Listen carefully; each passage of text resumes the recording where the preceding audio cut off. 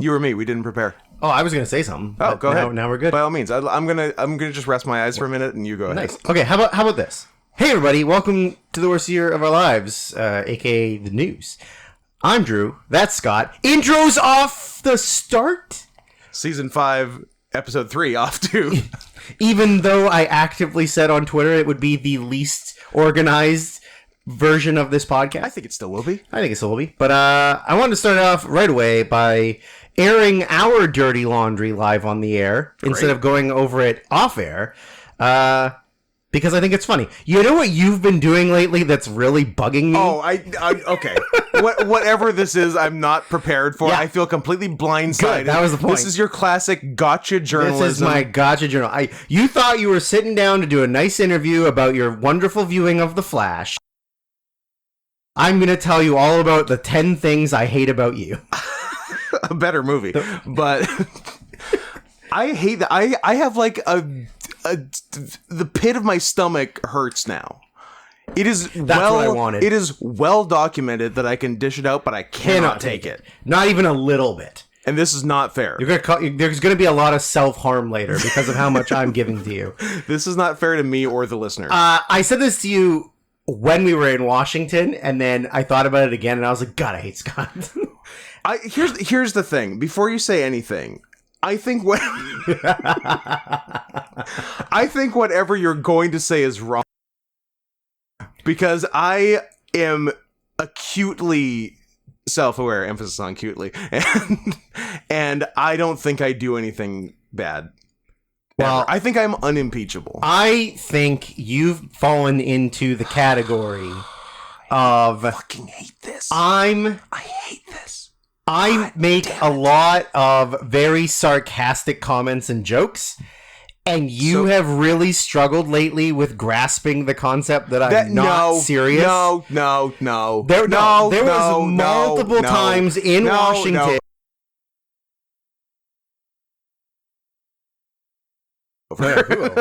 I said something that was very clearly sarcastic, and you pulled a Daniel McCabe, and you were like, "I don't think it's not 10,000 people. I don't think it's like 150. I don't think I did it like that. No, I think I was just doing like an unsuccessfk tag on it. No, you were calling me out as if I was like stupid. No, and I was like, you misinterpreted. It's clearly a joke. No, yeah. I won't have it. All right, dirty laundry aired. Now we're gonna have a bad podcast. No, we're gonna.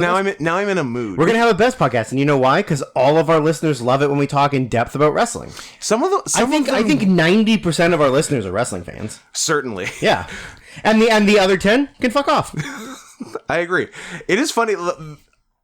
I have had more than one person say, I'm not a wrestling fan, but no, not what you think I'm going to say. Okay. Because what has often been said is, my favorite one is, I don't like wrestling or movies, but I love your podcast. That I fucking love. Guess what? I also don't like one of those two things. Movies. I don't like movies. I hate them. I'm burning everything. But this one was another one that was interesting to me. I'm not a wrestling fan, but I look forward to your wrestling podcast. Oh, I like that. Yeah. I guess because they're rarer than the other ones. They're shiny? They're shiny. They're shiny. Wrestling podcasts are shinies? They're shinies, yeah. Okay. It's a real, when you watch porn, do you watch porn with guys with small dicks or big dicks? Big dicks. Well, then you're not really that straight, are you? Are you Tiger King grooming me? I'm Tiger Kinging you. Yeah. He's a really good groomer. He's a great groomer. Although... like, those were straight guys. Is he the best groomer, or... is there somebody else in this room who did the best grooming job of all time? Well, I guess I haven't. Have I said that on the pod? You have not. Oh, that happened. That happened definitely after we recorded last week, and not after we recorded 2 episodes the week before. It happened a Sunday and a half ago. It sure did. Which was perhaps after the last time we recorded. Yeah, so I better not put any water in my mouth for when you say the line, because I might spit it everywhere.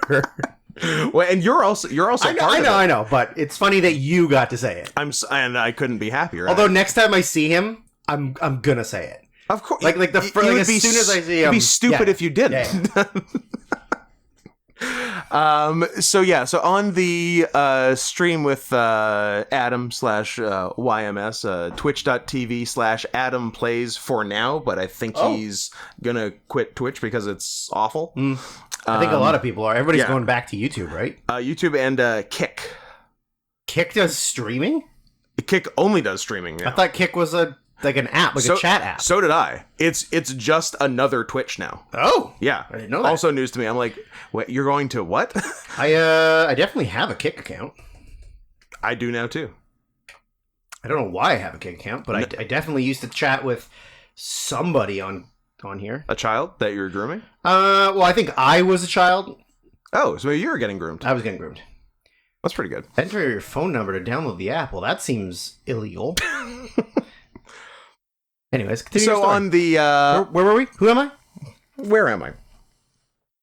On the stream, Adam was in Atlanta with Cat BF, as he is known publicly. Cat BF. Yeah, and I guess I didn't say other adorable thing about Cat BF. Although, am I allowed to say species things? I think you did. Maybe I did. Previous. Yeah, I think you got mentioned when we were back. I guess we were from the talking con. Vegas stuff. Okay. Yeah. Anyway. I mean, you can mention it again. It's pretty cute, but it is cute, and I respect it.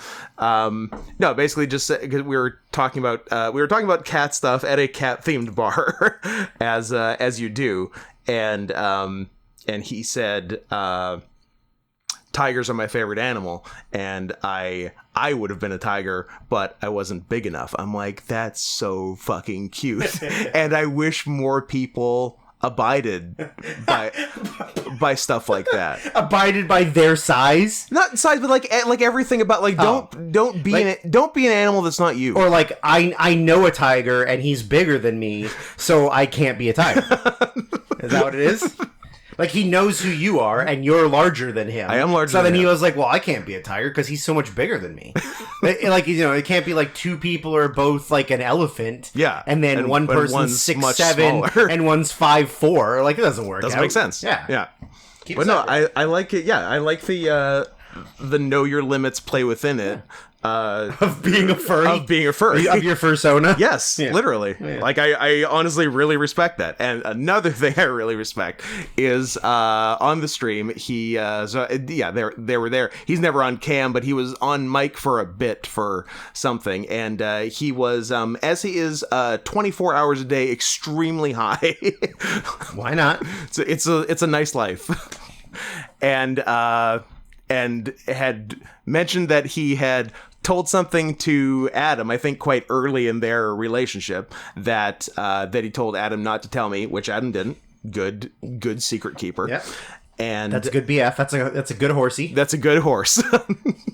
But then he just told me because he was too high to remember not to tell me. Mm-hmm. And rookie mistake. Yeah. And he's like, I've been watching your wrestling since I was like 13, because I looked up like furry and wrestling, and that was like the first thing that came up. And I'm like, I'm sorry, since you were 13, and then you're like, oh, 13, so like, you know, 2007, right, or 2008, something like that. Like, no, I was like 2012ish, so like early 2010s. Yeah. And then, without missing a beat, I then got to say to Adam, I groomed your boyfriend. And I have that in my back pocket forever. That is pretty great. I'm going to say that to him as soon as I see him. Oh, yeah. Hey, Adam, I hear I groomed your boyfriend? Yes. 100%. That'd be pretty great. So there's that. Do you have like a bunch of thank yous to give after you say your Twitter? At Syrian Softbus. Also on other things too. Randomly people at Not Scott Henson over here. Randomly people have been adding me on even Mastodon? though people have been adding me on Mastodon. I don't actually know how many followers I'm at, although also I've posted like twice. People have been, where's the stupid app? They're all the same. Everybody's the same. I have... Nope. The people look like ants from up here. They are ants! 9 followers, which isn't bad. I think you're up from 7. I'm I up think from you were 7. yeah. But people have been following me, even though I haven't used it since we used it for the podcast. Steam. People have been requesting to follow me on Steam, and I'm like, Nice. why? I don't even use it. I used it one time. We used it to play TF game, But and it was fun. what are my notifications here? Oh, look at all these friend requests. Noted non-creep Brandon. Nice. Iggy One and PY with a bunch of eyes. PI! I don't know Pi per se. Iggy posted in the YouTube comments. I believe. I've got 3 friends now. All of them. Very nice. I think. What's Iggy, yours? Unless I'm. I think it's just Scoot Plays, Plaze. You can confirm or deny. It's either that or Blue Thunder Video, but I think it's Scoot Plays. Does it go by Scoot Plays? Nope. Yes. No. Oh. You have to spell it right. Nope. Never You have mind. to. No. Oh, I'd love to know what's going on here. Don't worry about it. Were you not even on Steam? Do you have a friend code? Probably, but I have. Here's my friend code, 154-130-6863. I don't know what that means. One more time, that's 15, 41, 30, 68, 63. I don't know what it means, but I guess that's how you add friends. sure. Try searching for your friend's profile. A couple of big Steam guys. Oh, you were searching in the wrong place. You were searching for games, weren't you? Nope. Close. Oh, were you searching just in the address bar? Why this? Were you Google searching? There's a Scoot Plays in the United States that is not you. Interesting. There's a Y or no Y Plays. Plaze. There's another Scoot Plays. He's stealing your thunder. Yeah, I'll add you as a friend, even though I'm never using this again. Oh, so I show up, but also another guy. Yeah, but his is Who the fuck is this other guy? Playz. What a bitch. Plays. Scoot. Sarian Softpaws is awaiting your response from a friend request. Tell him to fuck off. Deny. Anyways, yeah, you can follow me on certain softballs on that, and Letterboxd and Instagram. I actually got an Instagram request from somebody I didn't know, so that's intriguing. And Frightening. now what we're gonna say? Do I have any Instagram hidden request? Why are there hidden requests? I don't know. I guess it's just your settings. It doesn't allow people that you don't know to add you to shit.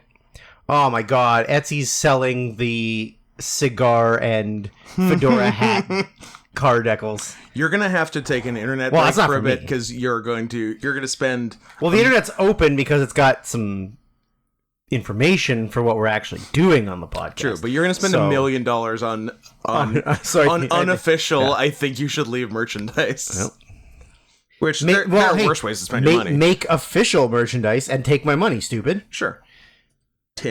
Timothy. Friend of the show. Timothy. I feel like we were going somewhere with this, and then we got off track because we were talking about Steam. And you following me. You have 100 thank yous to give. Because people are inexplicably wonderful. I mean, which I wasn't. Some people are wonderful. I mean, the fact that there was you offhandedly ask for a thing, and then a bunch of people sure. say, I mean, hey. 3 people, and then I told one of them not to worry about it. But yeah, I mean, I made mention that there was a couple of Blu-rays that I couldn't find in that if I wanted to buy them here through Amazon, I would have to pay bullshit conversion, import fees, whatever, and they were like $30, $40. So I said, hey, if anybody wants to send me money or anybody wants to give me the movies, buy them from Amazon.com and then figure out a way to get them to the old Canada. Yeah. Let's do that. And people fucking hit me up, and I got a lot more than I wanted. So thank you to Caffeinated. Yep. Who not only followed through, what like, I feel like within 30 seconds of the podcast going up, had listened to, like, the first hour and a half of the podcast. I like that. Like, that's a good listener. 10 times speed, but like, it's like speed reading, but it's speed listening. Not only, like, so send me a message about Caffey's a member, so there you go. Got it early. Yeah, but still, I feel like it was too fast. Like, it gets uploaded, like it's open access to members, and then all of a sudden you're like, oh, you're already an hour into a podcast. You have comments that on hour 2 minutes ago. Like, what? It's impressive. So not only did I get the wonderful non-$40 copy of the $40 copy of Greener Grass, yep, and the $30 copy of Everybody's Everything, yep. But also I was like, what else you got? So I sent a list. I sent screen caps of my wish list, and then Kathy made a graph, a spreadsheet. Comparing the prices of Canada and the U.S. Oh, wow. And yeah, that's awesome. It's right here. Love it. And then highlighted the ones that were like the greatest difference. Savings. And I didn't realize one of them is actually more expensive in the United States. Look at that. You should probably buy it here. It is Brian De Palma's Body Double. Is $17 Canadian, and it is $20 American. So they followed through, and then am I allowed to get? No, I guess I Where Tib. Yeah, I was gonna say I'm not gonna do government names. Probably don't do government names. Where Tib also hit me up and said, "Here's money for your movies." Yeah, but Kathy had already done it, and I was like, "Well, there's other things on the list." Other movies. And then I got 2 insane documentaries for that money. So one of which we will be eating and watching it after we record. Do you remember what it is? Yeah, I remember. Did you forget we were going to watch it today after we recorded? I remembered. Now that you said it, yeah. We were going to eat and watch something. Yes, that's where I'm at. What documentary involves a samurai sword? Yes, I think we're alone now. Yeah. So I got great documentary. I got that, and then I got a lighthearted warmth, nice beautiful family rewind on Blu-ray. No, nothing like. If you remember when we did the All Request and we did the Tim Roth directed movie Warzone. Yeah. It's similar to that. It's like that. But real life. But real. But 100% so better. Real, so better. Yeah. So thank you for that, and then on top of all of that, the hits just keep on coming. So it was 2 days ago that you messaged me and said, yeah, 2 or 3. All this happened so quickly. I know, it's crazy. It just sounds like a good dog. I wish that's so funny. I wish I had more like physical things I wanted. That you wanted? I just want money. I just want money so I can pay for physiotherapy. So if anyone wants to send me that, this is my. What are you doing physiotherapy on? Your neck? My back. Oh, and my pussy and my crack. I can help you with one of those. Give you old backiotomy. So if you wanted to send anything for that, or just keep buying Drew Blu-rays, or just keep buying Drew Blu-rays, paypal.me/nottscotthenson. It's appreciated. Or paypal.me/SarianSoftPaws. Or buy the Blu-rays and then send. Can you make a wish list on Amazon.com if you are Canadian? I think so. Yeah, as long as you have an account. Okay, then maybe I'll just make an Amazon.com wish list of the Blu-rays, and then I can just link that to people, or I can put it in my Twitter bio like I'm an OnlyFans whore. Nice. That's the move. And then I'll make an OnlyFans. I like that. So it's also not. I feel like it's not too early to start bringing up my birthday. It's never too early. It's not.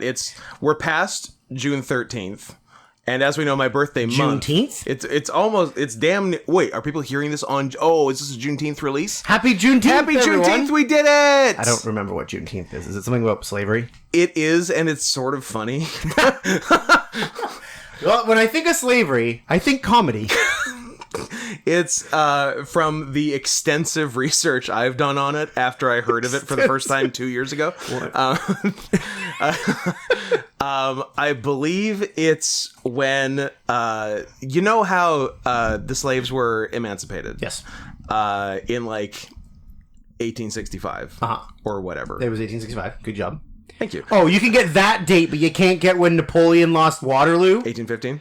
I don't remember now. It was but yeah, you see. I said like 1806 and fucking embarrassed myself. Good. Here's what I'll say. Here's what I'll say about me being... justify it. Being or not being smarter. I'm not going to justify it. I had the wrong year. No, it's fine. The only one I felt stupid about, of everything... Ever, in your entire life. The only time you've ever... Maybe the first time I felt like I did something stupid. Because like every other wrong answer, I'm like, yeah, either I didn't know it or I was a little bit off, and I was fine with all of it. You were very close on most things. Yeah. The only one that pissed me off was the Suez Canal, because I know the Panama Canal is like early 1900s, like 1904-ish. It was some Teddy Roosevelt shit. Yeah. And for whatever reason, my brain just went the wrong direction. And I'm like, well, obviously Panama was before Suez. Fuck, it wasn't, you idiot. Of course, like, you're going to do Eurasia before the New World. Yeah. 1867. And I said like, or 1860 something, whatever it was. And I said like 1967. I'm like, you idiot. And that's the only thing I felt stupid about. Everything else... Well, I think I got every other question right, actually. If I remember 100%. Correctly. Yeah. Do you remember when that stupid boat got stuck in it? That was really funny. That was funny. For like a long time. For a long time. Like, they couldn't figure out how to get it There was out. just nobody got any things for like 6 months. No imports. Yeah. That was cool. No imports, no exports. You just eat what's in your country. Yeah. You eat and fuck in your own country. Yeah. Just coconuts and bananas. So June. Oh yeah. So here's what I know about Juneteenth. Slaves were freed in 1865, but like they didn't have the internet. So nobody told Texas for 3 years. For a really long time. For a crazy long time. For 3 years. And then I guess word got out on June 19th. Yeah, they were like, oh, hey. And then...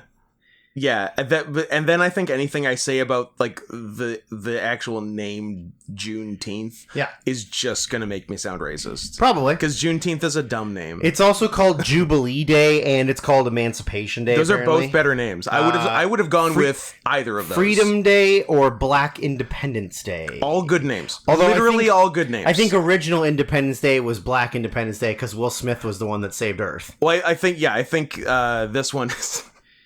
Yeah. Go there. Do it. Be a big boy.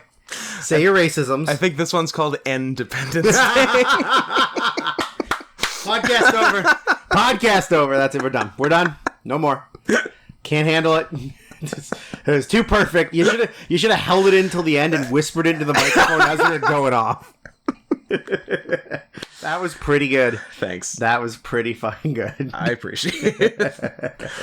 What was I even saying? I'm gonna have a good chuckle about that in like 3 days at work. It's just gonna pop in my head, and I'm just gonna have a nice little chuckle. Like I'll just be doing something, and I'll go, Independence Day. But like Juneteenth sounds stupid. It doesn't mean anything. It doesn't work at all. It covers 7 days. Yeah. There are 7 Juneteenths. And it's the last day of the teens. Yeah. So, I mean, but then it's practically 20, right? Or is it maybe it's like a 10? That's another one to not get started on. I like that. That was pretty funny. And the realization of how stupid he sounded. Just like I've rarely gotten like a good long like thinking pause out of him. Pause? Here's some thinking pause for you. But this is my thinking paw. This is my clawing paw. Yeah, exactly. If anyone wants to know what we're talking about, just search up on the YMS Clips YouTube channel. Scoot. I think it's Scoot destroys Adam literally with facts and logic.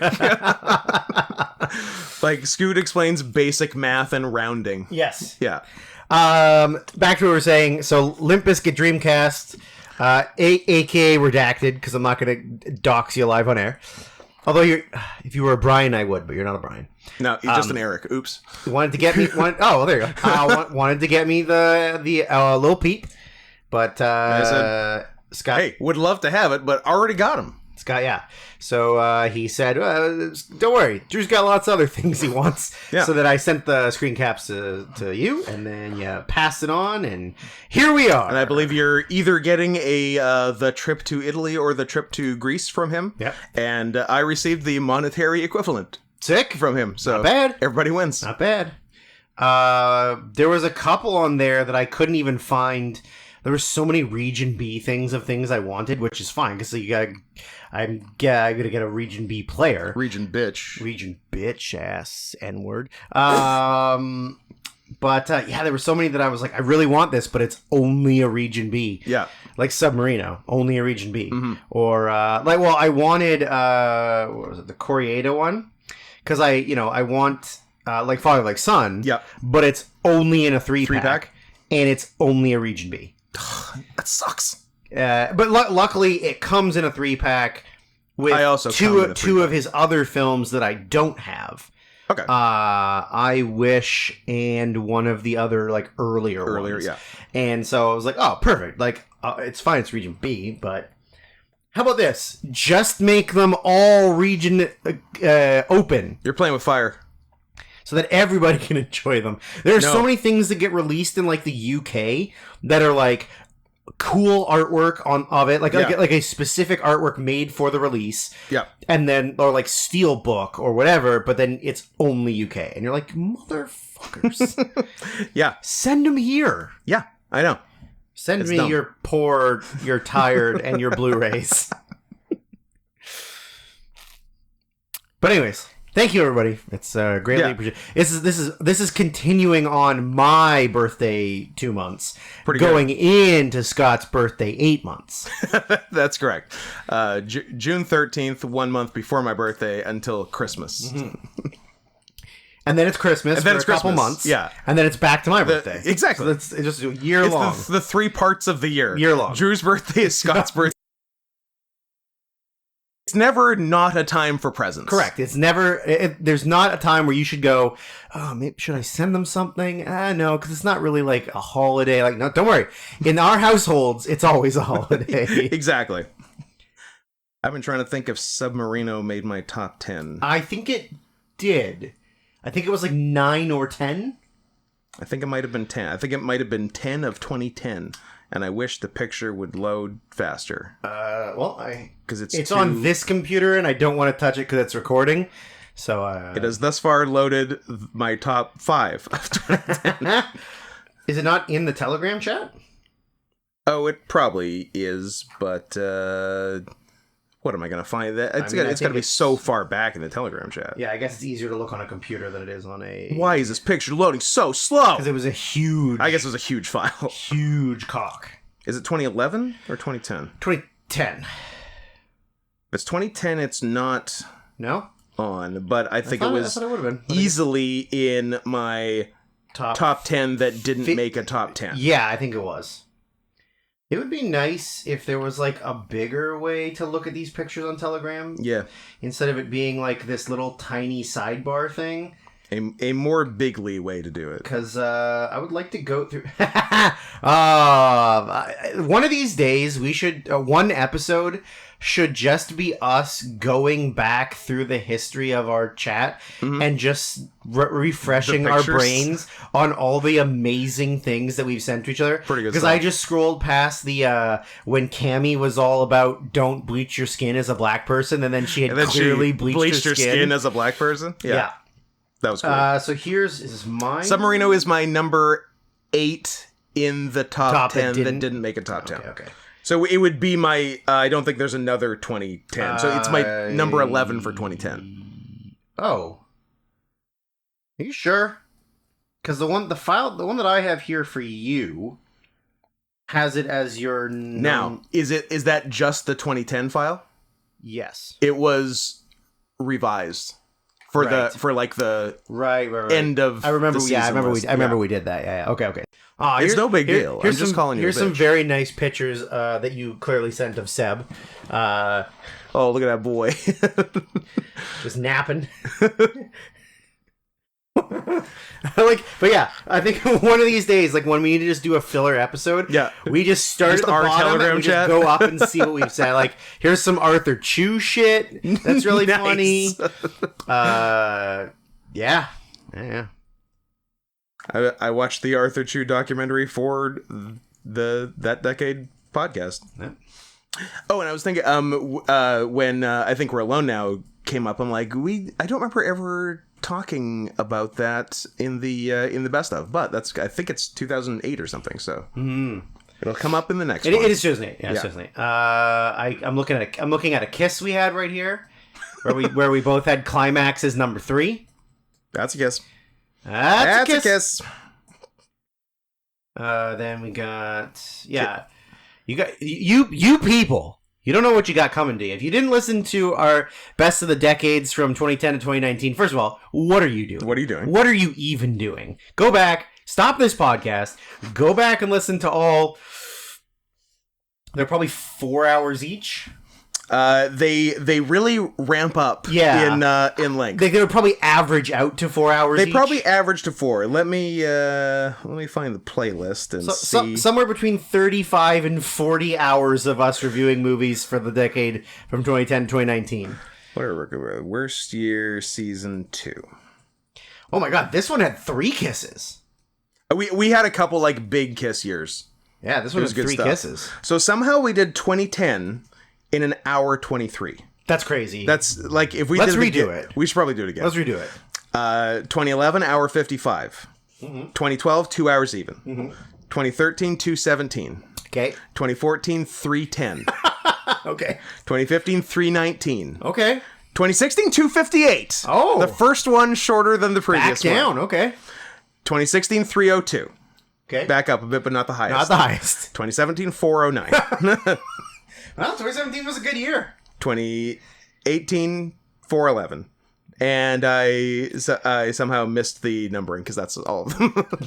And then we did the 2 wrap ups were 204 and 141. Yeah. 1, 2, 3, 4, 5, 6, 7, 8, 9, 10. Okay, I did say 10. I just said the years wrong for them. Perfect. Yeah. But we ended. Yeah, 2018 and 19 were 409 and 411. Good stuff. What about 311?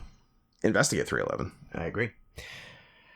Oh, here's Miss Vicky's signature chips: apple cider vinaigrette and shallots. I like shallots. I don't really like vinegar. Here's hickory smoked salt flavor. That's just chips. Black truffle and parmesan. That's good. What did you get on the Miss Vicky's site? These are just pictures that we've sent each other at some point. I must have seen them somewhere. Fago Arctic Sun. Oh. What the hell is that? Yeah. Speaking of chips, should we... We got so many things to do. This is going to be longer than 411. This episode is going to be 2 parts. Oh, that's so good, though! Why? Because I'm not ready to do movies next week. Yeah, I'm not. I'm close, but I'm not close. Oh, that's so good. Half this week, half next week. Boom. 2-part awards because we're bad at our job. Yes. Oh, that's great. Okay, we're gonna try this one first. This is the Lay's limited time flavor bacon, lettuce, and tomato sandwich. Yeah. So, Eve, when she comes to SOS shows in Tacoma, Washington, is... What a butthole of a city. Every time we're driving to Tacoma and we get to North Seattle, I'm like, hey, we were there. This used to be it. This was as far as we had to go. If you lived here, you'd be home by now. It really is. It really is that. And then, like, oh, now it's another hour 15. Through traffic. Yeah. Like, through the worst traffic. Yeah. In no traffic, it's 20 minutes. Yeah. In traffic, it's an hour and 15. Unfortunately, no matter how early we leave, it doesn't matter. Here, it doesn't matter. We're always in traffic. We left at 9:30. It was at 9:30. We got through the border at like what 10:30. Yeah, like well before 11. And then still no. Still nothing. Yeah. And like we stopped, but it's not like we spent lot. a ton of time other places. Yeah. We went to. Should we say on the podcast that we went to Chick-fil-A during Pride Month? Yes. We went to Chick-fil-A during Pride Month. Listen, Scott. We're allowed to go to Chick-fil-A during Pride one time. And that was our one time. You should be able to watch a little bit of porn at work. You should a little bit of porn at work. Why is he showing me its butthole? I don't know. I haven't gotten this far before. So getting through at that time, it sucks. I've often thought, should we just leave Thursday night so we can avoid it? But no, because then we have to stay on that side of Seattle to avoid traffic during the day. So yeah, it's terrible. You can't win. So Eve, when she comes up to the shows, is want to bring us cool things that we can't purchase in Canada. Here's a selfish statement I want to make. Okay. Eve was ours. Now she's too involved. You're right. And everybody likes Eve, and I think that's bullshit. Eve has become too popular. We brought her to the dance, and you know what? I'm going to take her out of the dance. I agree. You got too big for your britches, Eve. Now you're making signs for everyone. And everyone knows her and everyone loves her. Everyone, she brought cupcakes and donuts that Scott and Drew don't get because they're too busy planning their match in the back. It's bullshit, Eve. Bullshit. You came to wrestling for us, and you should only be there for us. You shouldn't like anything. No more making friends. No more making posters for every person on the show. Yeah, I see you just talking and having a nice time with other people who go to the show regularly. Who do you think you are? What's that shit? You're the worst. Anyway, she brought us chips. Also, she's the best. She's the best. Except for she really liked those all-dressed Doritos, and I am disgusted by that. I love after our ringing endorsement for These taste like plain Doritos. These taste like Doritos. Can you get me some of those Doritos? I would like those Dorito chips, I'm please. yeah, sure. They're not flying off the shelves. They're very available. They're very, very non-limited quantity. Everybody's got 100 cases and they're trying to get rid of them. They're trying to move them. So, bacon, lettuce, tomato. Yeah. So Eve brought us 2 bags of chips. Both of these flavors on paper are, I'm gonna say, dicey. Yeah, real dicey. We've had bacon flavored chips before. Yes. They've been bad. Usually bad. Yeah. Which is too bad because I like chips and I like bacon. But they haven't cracked the code on it yet. I don't think they're going to. Meat flavored chips don't really work. Because there was the was there a special one of the limited Tim's flavors was steak and bacon? Steak and bacon, yeah. Not good. And then there was the original recipe KFC ones, which were okay. They're okay, but not amazing. Yeah. But maybe I don't like the smell. Ugh. Maybe the addition of lettuce and tomato flavors. What does lettuce taste? Lettuce tastes like nothing. It's water. Yeah. And then tomato is ketchup. Yeah. And bacon is artificial meat flavor. Yeah. Unless you're going to cook in the fryer when you fry the chips. Yeah. You put bacon in first, then you put the chips in, then maybe you're getting bacon flavor. Okay. But this is going to be all artificial bullshit. It is. And also, Lay's are not great chips. Not particularly, no. Let's see what we're working with here.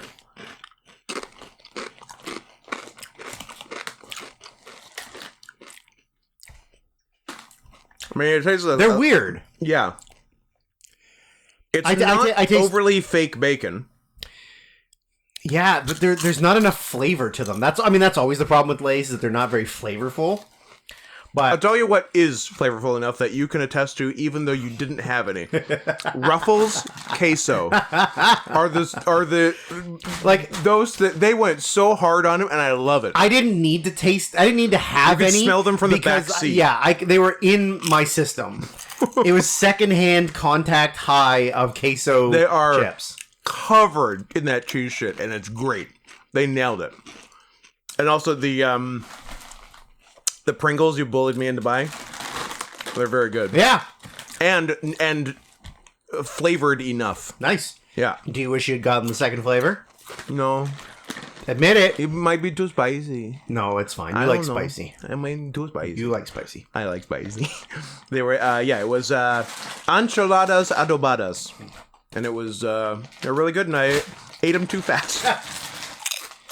So these ones... So the BLT are okay, but there's not a lot to them. Not really. They're not offensive. No. Those ones say sweet and salty on them, which I wouldn't say... I would say kind of neither. They're either. Sweet and salty, the most delicious bacon. BLT sandwich, naturally and artificially flavored, crispy, Smoky, zesty, crispy. What do you talk? I guess None of crispy in that they're chips. The chips. Yeah, I don't know. So this one has... I don't know about those. This is Lay's Wavy, which if I'm personally buying a Lay's chip, I'm buying wavy salt and vinegar. Okay. Those are my go-to because I feel like the wavy ones hold in the flavor better. Yeah. So this one... You see, Drew, it's all about surface area. Oh, yeah. Speed is the name of the game. Higher numbers are your friend. So this one says nice and toasty. Okay. It says crunchy chips. What do you... Pickle. I know. It says pickle. I know. That's the issue. Hot or cold. So they're just putting words. Nice and toasty. Did I ever say nice and toasty? I did say nice and toasty. Chip in, chip out. What? And Miami inspired. Ooh. These would be a Cubano sandwich inspired wavy Lays flavored with other natural flavors. Here's the thing. I've never had a Cubano. Have you? I have, but when I order a Cubano sandwich, I say... Sans pickle? I say no pickles, please, because I don't like pickles, and I feel like these are going to taste a lot like pickles. I like pickles a lot. So you're going to like this more than me. It's ham and ham? It's like 8 kinds of pork, cheese, maybe onions, and pickles. This doesn't appear... The picture doesn't have onions. It's got cheese and then just a bunch of pork. Yeah. And pickles. And a Kaiser bun. I would... Kaiser Permanente bun? It might be a Kaiser Permanente. It's, Oh! Are you blasted with pickle? That's so weird. Oh, boy. Not psyched about this. I can't... They smell like pork. I'll take pork over pickle. They smell like pork.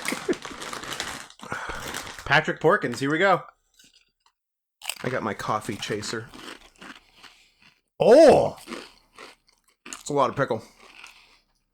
You know what? It's not a bad recreation of a Cubano sandwich in chip form. Like, it tastes like pork, cheese, and pickle, pretty much. I kind of like them, but I would never need to eat more than, like, 10.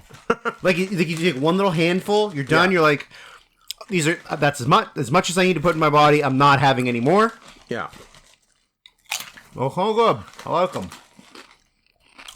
I get it. And for pickle being involved, I don't hate them. Yeah. Like, this is the right thing to do with a pickle. Mm-hmm. Yeah. Yeah. But it's not a dill pickle. No. Which is nice. No. Because dill is so overpowering. It's like a sweet pickle. I like it. The fact that I'm eating more than one of these chips speaks volumes. I'm starving. You've just been fucking lying about not liking pickles this whole time, you coward. For attention? Yeah, 100%. Oh, no, I don't like pickles at all. Nom, nom, nom, nom. No, these are terrible. Only when I'm pregnant. Do you want to just keep going? Yeah. No. Yeah. Oh, this is a two-parter now. So don't go all the way. Oh, okay, then fuck it, we're done. Yeah, sure. We get bad salty to start. We get weird salty to start, and then later we get sweet. Yeah. The natural progression of things. So, you know how at the end of a calendar year, normally people will do like, hey, what was your favorite moments of this year? Or, hey, what was your favorite movies of the year? Or something like, reliving the good, the bad that's happened over the last 365 days. Mm-hmm. And then sometimes you wait till June to do it. Well, this was a roller coaster ride of an award show. Because I believe there was talk in probably early to mid-December 2022, when do you want to fit in the wrestling award show? And you were like, I don't want to do it. And I'm like, all right. It's true, I did say that. Yeah. And then... Well, I think I said I didn't want to do it, but it was because I hadn't watched anything. Because I hadn't been... I mean, I don't know. If I'm being honest, I don't really like wrestling anymore. I like the stuff that happens in it, but I don't want to sit through like 20 and 30-minute matches consistently over the course of an entire year. Like, so like I haven't been going out of my way to watch as much as I was. So I just didn't think we could do it. And then, not really that long after, probably January. Yeah, it might have been maybe February. You're like, we should do the orange. Well, yeah, because I was like, I don't want to not do it, and then when we go to do it this year, there'll be 1 year we didn't do. I don't like that. I don't like that at all. I mean, if we weren't doing it for 2022, it's done. Yeah, right? Okay, I'm not skipping it. Then let's just not do it. Oh, okay. Fuck it. Good night, everybody. Send us money. 46 minutes, not bad. That's a good show. What do you want? We eat the rest of the snacks to get to an hour. Some people's podcasts are like 25 minutes and that's it. Like, that's the whole podcast. And that's for 1 week. You get 25 minutes. Done. Yeah. We give you so much. Should we, hear me out, record as much as we usually record, but break it into 25-minute chunks with a hard cut? So the context is like completely... Like, you don't even know where we end and where we start? Yeah, I like that. And then just post it one a week. Oh, we're almost 2 episodes in. Sweet.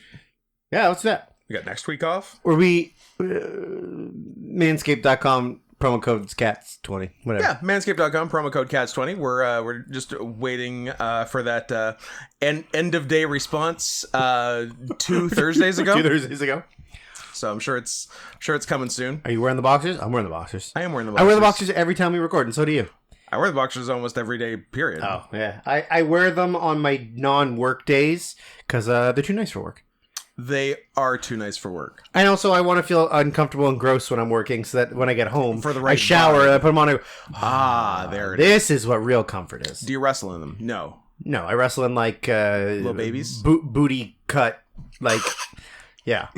Because I want lines. I don't want lines, and also, when I was wearing huggers... Well, you can't with huggers. You can't wear huggers. Well, it would be funny if you wore... Some people wear regular boxers under their huggers, and they're... And like all bunched up? Have you not seen a certain former dog who does it? Does he... Yes, he's always done it. He always wears regular boxers. But... counterpoint. I don't think those are regular boxers. He wears weird, disgusting, loose underwear. Well, I mean, those are boxer shorts. I don't even think there's like... I think they are. I guess they are. Yeah. I don't know. But they're just like a mess. Old and cheap. But he wears those all the time. And I think Dan did for a while too, wore regular boxers. Boxers under... Yeah. You can't wear longer underwear than what's on top of what's outside the underwear. That's insane. You can tuck it, but then it's going to come out. You're insane. I'm not. And I'm insane. I'm not. For that big beet flavor. I'm not. I'm big beef. I'm for that big pork flavor. True. I can't even imagine how you would wear... The couple times I've worn huggers, I definitely didn't wear boxers under them. You and huggers is a weird sight. I don't like it. It sure is. I don't like it. I don't care for it.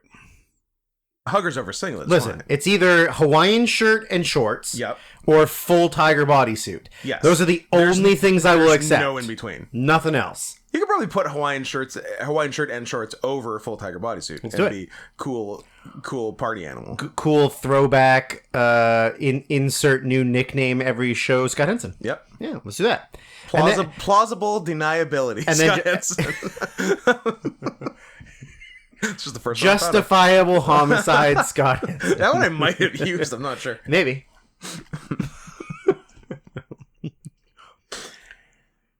Deadbeat father, Scott Henson.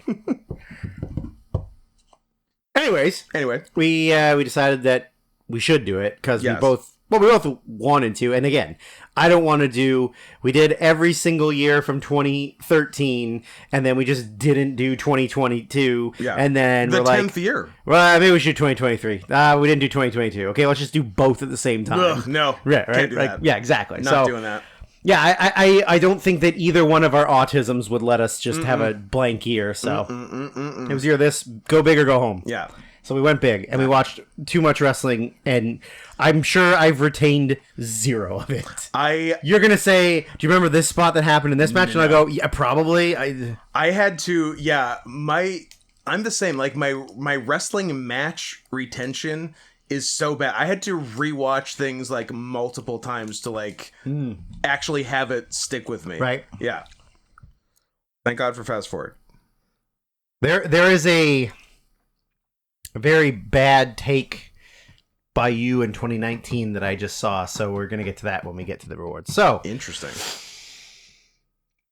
Should we just start, or do we do an intro? Or Manscaped.com, promo code CAST20. We did our handles. We did how to give us money. Which another way to give us money is to join the YouTube channel.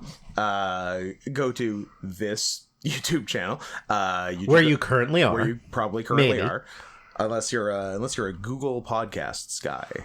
Apparently, the last podcast got uploaded twice just on Spotify. I heard that, but it wasn't anything I did because it's just Spotify, and I don't upload direct to anywhere. I just put it on the RSS on my weird WordPress site, and then it shoots it out to everywhere. And apparently, did it twice on Spotify. I don't know. I don't make the rules, and I don't care because I don't use Spotify. I use Spotify. Well, it seems like a you problem then. I want some taquitos. I would kill for some taquitos right now. We should have eaten before we recorded, but anyways. Well, now we can stop halfway. That is true. That is true. Anyways, continue what you were saying. Let's stop getting off track. Cause, it's hard. Podcasting is so hard. People don't know that this is the hardest job in the world. It is really Number hard. 1, being a mother. Number 2, podcasting. Yeah. So go to the YouTube, youtube.com/@NotScottHenson. And first of all, at least click the subscribe button, you stupid baby. It's free. And then also click the bell so it tells you when there's ding ding. Or it tells you when there are new podcasts. Otherwise, clicking subscribe doesn't actually do anything. It's quite a good system. They've perfect system. Yeah. Don't change anything. Change nothing. But ideally, click the join button and become a member. Get the early episodes. Get the cool emotes that Caraxa made. Wait, was Caraxa? Did she also offer you? She messaged stuff? me about it, and I was like, don't need to do you know what? things. You do a lot for us. I'll give you a pass. Yeah. Don't worry your pretty little head about it. And also, if you join, you can listen to the podcast way in advance of everybody else, and then buy us things before everybody else does. That's true. And then you'll feel really good about yourself. By paying to get the episodes early, you can have the opportunity to be the first one to buy us stuff. Pretty good deal. And is there a greater gift? Pretty sick deal For us, I put it to you that there is not. So do that. We lost two dude dogs in the last month. Which, they're just $5 a piece, but it makes me sad when people stop giving us money. Yeah. So, make up for them. Yeah, Those please. bastards. Don't make me beg, but also, please make up for them. I'm begging you. I'm begging for you to give us some money. But not like a dog. No. I mean, cats kind of... I like when the cats do the stand on the hind legs, put the paws together... flailing. Well, because they need to double the power. Exactly. You put them together, and they're more powerful than bop, bop, bop, bop, bop. You go bam, bam, bam, bam, bam. Exactly. Yeah. I like that. This is my one Rustling Papers podcast of the year, and I'm very excited for it. I do miss our previous ones where I spend New Year's here and several other days where I can't get rid of you no matter how hard I try. Impossible to get rid of me. And then we eventually, after we've watched way too much wrestling and have forgotten all of it, record the podcast. Yeah. So we're doing that next year. Well, and then for I don't know about for you, but for me, this was like trying to get as much in as I could, to and from work, on breaks at work, and then just here on the laptop while I'm playing video games, and kind of doing both. So up and down. It's a lot, and then the funny thing is that we are already 6 months into the year, and I'm already behind on this year. I'm now pretty good. I'm as good as I'm going to be on 2022, so I can start watching 2023 stuff now. Will I? I don't know. But, we should maybe, try to watch a match or two every time or something. Yeah, we probably should. Because, I think there's some good stuff. I watched one in prep for my match with Tony in April, which was the Okada Shingo defense from February, which was fucking awesome. Oh, you don't say. Two of the best wrestlers in the world. Considerably better than their 2022 Dome Show match, which is nowhere on my list. Me either. Yeah, me either. Sad. Yeah. Hashtag not my champion. I don't know, whatever. Not my Japanese guy. It's not. Who is your Japanese guy? You're gonna find George that. Takei? You're gonna find George Takei. George Takei. Well, didn't somebody also try and cancel him? And then he was like, you can't cancel an openly flamboyant gay man. Asian man, no. Asian gay man. Like, who's he molesting? I think like a bunch of boys actually, and just like it didn't stick because he's George Takei. He's Teflon Don. Because he posts memes on Facebook. He's untouchable. That's the way to be. I think he's straight up a rapist. Well, who isn't? Oh, and I watched so much. We're never gonna get to the awards. Nope. It's a good thing this is. I also like that he's a straight up rapist. Led you to remember something else. Yeah, and I was like, well, that's not a good lead in. I watched so. Oh, speaking of being a rapist, me. Man, I watched so. Yesterday I watched The Flash. Which is actually great movie. Not the rapist that it made me think of, but also a rapist. Also a rapist. Past Lives, which is actually good. Mm-hmm. No rape. Heard lots of good things about it. And while I was wrapping up the night, the 3-part Army Hammer documentary on Max. Yeah. And he's insane. His whole family's insane. I could not be more Team Army if I tried. His family's bad. Sure. They're elitist, rich people. They're like old money, right? Yeah, and secret Russian Jews. Nice. Yeah. Nice. Pretty cool. Yeah, a lot of bad people. Hammerov. Yeah, like his Hammerovsky. His grandfather got away with murder in 1955, and like nice. Okay, and his dad's a fucking psycho, and yeah, like they're all bad guys. I might even go as far as to say that Army Hammer is a bad guy, but he didn't do nothing. Yeah, he's a freak. Sure. We're all freaks. You shouldn't lose your career because you're a freak. Like, and because I knew what I knew, but like I'd never like gone that deep on Army. I knew. Yeah, like he'd kind of like to be a cannibal. I'm like, sure. That's cool. But in the description, like on Max for it, I'm like, wait, how does Adam have Max? That's not available in Canada. Well, he's a cheater. That's how. But also, like Max stuff is on Crave. Yeah, but he has proper ass Max. Also, there's more stuff on Max than Crave. Max is better than Crave. Let's take away his boyfriend that we groomed. As punishment. Anytime we want to, we can. Okay. We had him first. Sloppy seconds.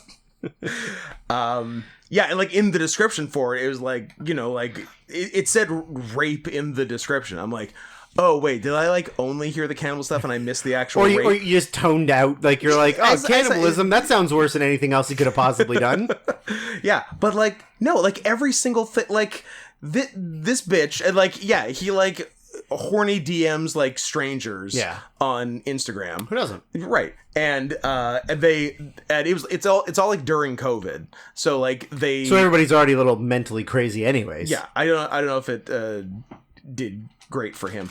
But yeah, and so he DMs a bitch and like they talk for 6 months. Yeah. Regularly. Yeah. And like he tells her creepy sex stuff and she hearts it. Like in the conversation, and then she's saying in the interview, "Well, that's not saying you like it. That the heart is just like acknowledging it." I'm like, "Well, don't heart the creepy sex stuff." Yeah, that's on you, bitch. Yeah, and then they finally meet up. They spend a full 3 weeks together on a yacht in the desert. Mediterranean desert. They were in the desert. Yeah, they were on a yacht. That was another one. Oh. There was also a Europe one. Oh. There's several. He was busy. All the while being still technically married. But I think they were separated. And did eventually get divorced, I think. But, they spent 3 weeks together, and then he did something sexually she didn't like, and wouldn't even say on the documentary. Oh. And Shay and I, who are watching it, are like, so what's the show?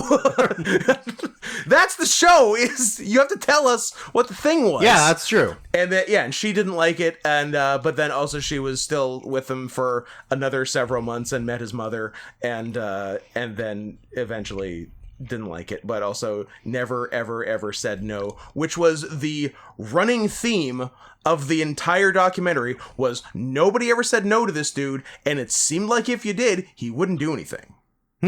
So it's saying it's like a real conspiracy theory to cancel a famous actor. A beautiful man. Yeah. A beautiful man with the worst name ever. One of the coolest names ever. Armand Hammer the Third. Armand Hammer, the whatever. Yeah. That's terrible. Arm Douglas Hammer is his Arm name. and Hammer. Yeah.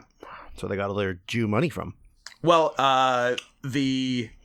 his great-grandfather? I think his great-grandfather is the original Armand, but I think his great-great, who's the one who came over from Russia, and was a founder of the American Communist Party. Nice. Named his son Armand after the logo of the Russian Communist Party, the Arm and Hammer. Nice. I never even put two and two together. Fucking sick. Yeah, that's pretty awesome. I know. So yeah, they were all they basically just worked for the KGB and like money laundered and couriered stuff, and that's how they made all their money. And then Armand the First married a rich bitch, took her money, and invested in Occidental Petroleum and made $1 billion.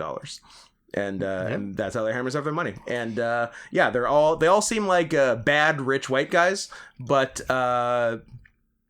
our Army did nothing wrong. I'm on Team Army. He's a freak, but who isn't? Yeah, it's not fair. He did not rape anyone, and like literally every victim that came on, she's like, and I never said no. I'm like, all right, so what are we doing here? Yeah, you can't not say no and then also say he raped you. He did weird BDSM stuff to me with my consent. So yeah, I got so mad at it. I'm like, Armie Hammer is my favorite actor now. Yeah, I was just looking him up. I'm like, he's in some stuff I like. But he kissed that Chalamet boy. That was nice. We're not going to talk about that. He was the Lone Ranger. He was Lone Ranger. They're sort of running through his career up to the unpleasantness, and it was like Social Network, awesome, and then 100 bombs, and then Call Me by Your Name. Well, I mean, he's also in Sorry to Bother You. He's in Nocturnal Animals. Yep. He's one of the men from U.N.C.L.E., which is very good. But ate shit. But the movie's good. I like the movie a lot. No, they were talking about money though.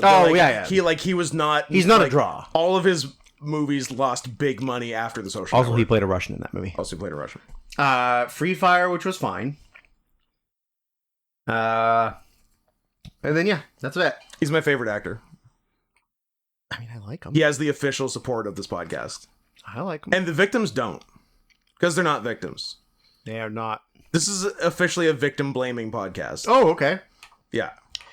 Well, across the board. I mean, absolutely. How about stop asking for it? Also, he was in Death in the Nile, which was a bomb. That's right. And had some of the worst on-screen CGI I've ever seen in my life. Excellent. So, wrestling? Awards? So, over the years, we've kind of narrowed down the categories that we didn't like. We axed a couple categories new this year.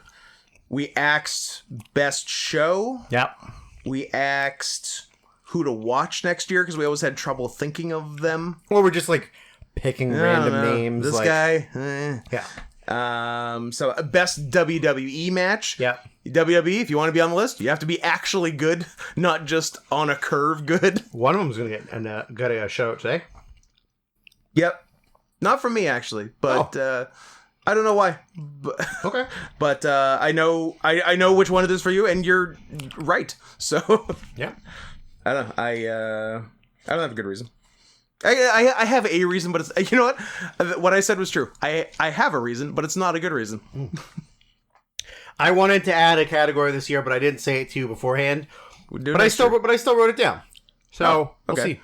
Well, maybe I'll think of one on the spot. You can. Maybe you I'll can, just... You can just steal mine because it's a very obvious answer. Now, as per the standard rules of the Wrestling Awards show, we are each allowed to enact one steal from the other. Only one. And only one steal when we hear an answer that they give that is like, oh, that's so much better than mine, or I forgot about that, or something. So keep a keen ear out for the steal. One and only steals. Yeah, no whammies. No whammies. Best gimmick. Gimmick. Character work, or not just being a regular grappling machine. Yeah, somebody who does something fun and kitties. Oh no, I meant like regular grappling machines like us. We need to be more gimmicky. Well, I think that's what's holding us back. I'm very gimmicky, and then I was thinking to myself, like, I wonder if I could still just do a wrestling match without doing cat stuff, or would I just be bad at it now? I think you can still do it. Yeah, I'm sure I'm fine. Yeah, I don't really try that hard because I don't want to get hurt. Is mostly why I just do cat stuff. That's fair. So let's do like a big wrestling match for the end of part 1 of the secret plan. Okay. Yeah. I was gonna say they can go. Why don't we do next show? Yeah. Why don't we just try and do an actual big wrestling match instead of cat stuff? But they're Filipino. But they're good. Oh, the Filipinos eat cats? Is that a thing to ask? No. It's not a thing to ask, or they don't do it? Koreans do. Well, I know Koreans. I'm just wondering. I don't think it's how far south in Asia. South Korea. Okay. China. That's it? Well, Hong Kong and Taiwan are parts of China. Correct. So it's China. Singapore. I don't know. I thought I sang a pretty good. Laos. So are you Chinese or Japanese? I'm Laotian. Laotian. What ocean? So the one that I said that I saw was in 2019. You said that The Fiend was one of the best gimmicks, but you put a question mark. To be fair, I put a question mark beside it. That backfired real good. It was a gimmick. How does your face feel after that burn? What a fucking loser. One of the worst characters and like people. Don't worry, he's definitely getting mentioned later. Yeah, he's coming up later for sure. Yeah. What are we at? We're at 2 matches in the last 2.5 years. And probably none for the foreseeable future. Never again. Oh, my best friend died, man. And maybe I'm sick, and maybe I'm just fat. I think it's not a maybe that he's fat. Just fat? He's definitely fat. He's fat. How do you get that fat? Let's find out. Done. Let's finish those chips. I think... Damn, what are we eating for lunch? I don't know. But now I kind of want sandwiches because I saw the Cubano. Maybe Quiznos? Could be a Quiznos. Quiznos? Yeah. See if that guy can trick me into getting 2 9 inches. Drew got so fucking hosed at Quiznos one time. It was great because they only had enough of one of the ingredients. It was a Montreal smoked meat. That's right. They had a special Montreal smoked meat, and you ordered. I was going to get a 12. Yeah, and he said I only have enough for 6. So he said, so why don't you just get 6 inch of something else? Yeah. And I was like, oh, okay. Thinking he was implying... With the fucking implication that I'll charge you for 112. For 112. But he charged him for 2 6s, which is way more expensive than 112. It was really funny. To be fair, he's got the greatest hair of all time. Yeah, it's like the worst comb over you've ever seen. Yeah, it's like a Bernie Sanders situation where he's simultaneously bald and has the most hair you've ever seen. And he's like Persian. Yeah. So I love him. Yeah, he's weird. Yeah. I got 6 written down. I don't know how many you've got written. And like 3. Okay, well, 2 of them aren't really like great ones. I wrote Zack Sabre Jr. because he's been like Mr. Shit Talk. He's a great for like the last year where he's just on the way to the ring talking into the camera, shit talking like anybody. Because he's on coke.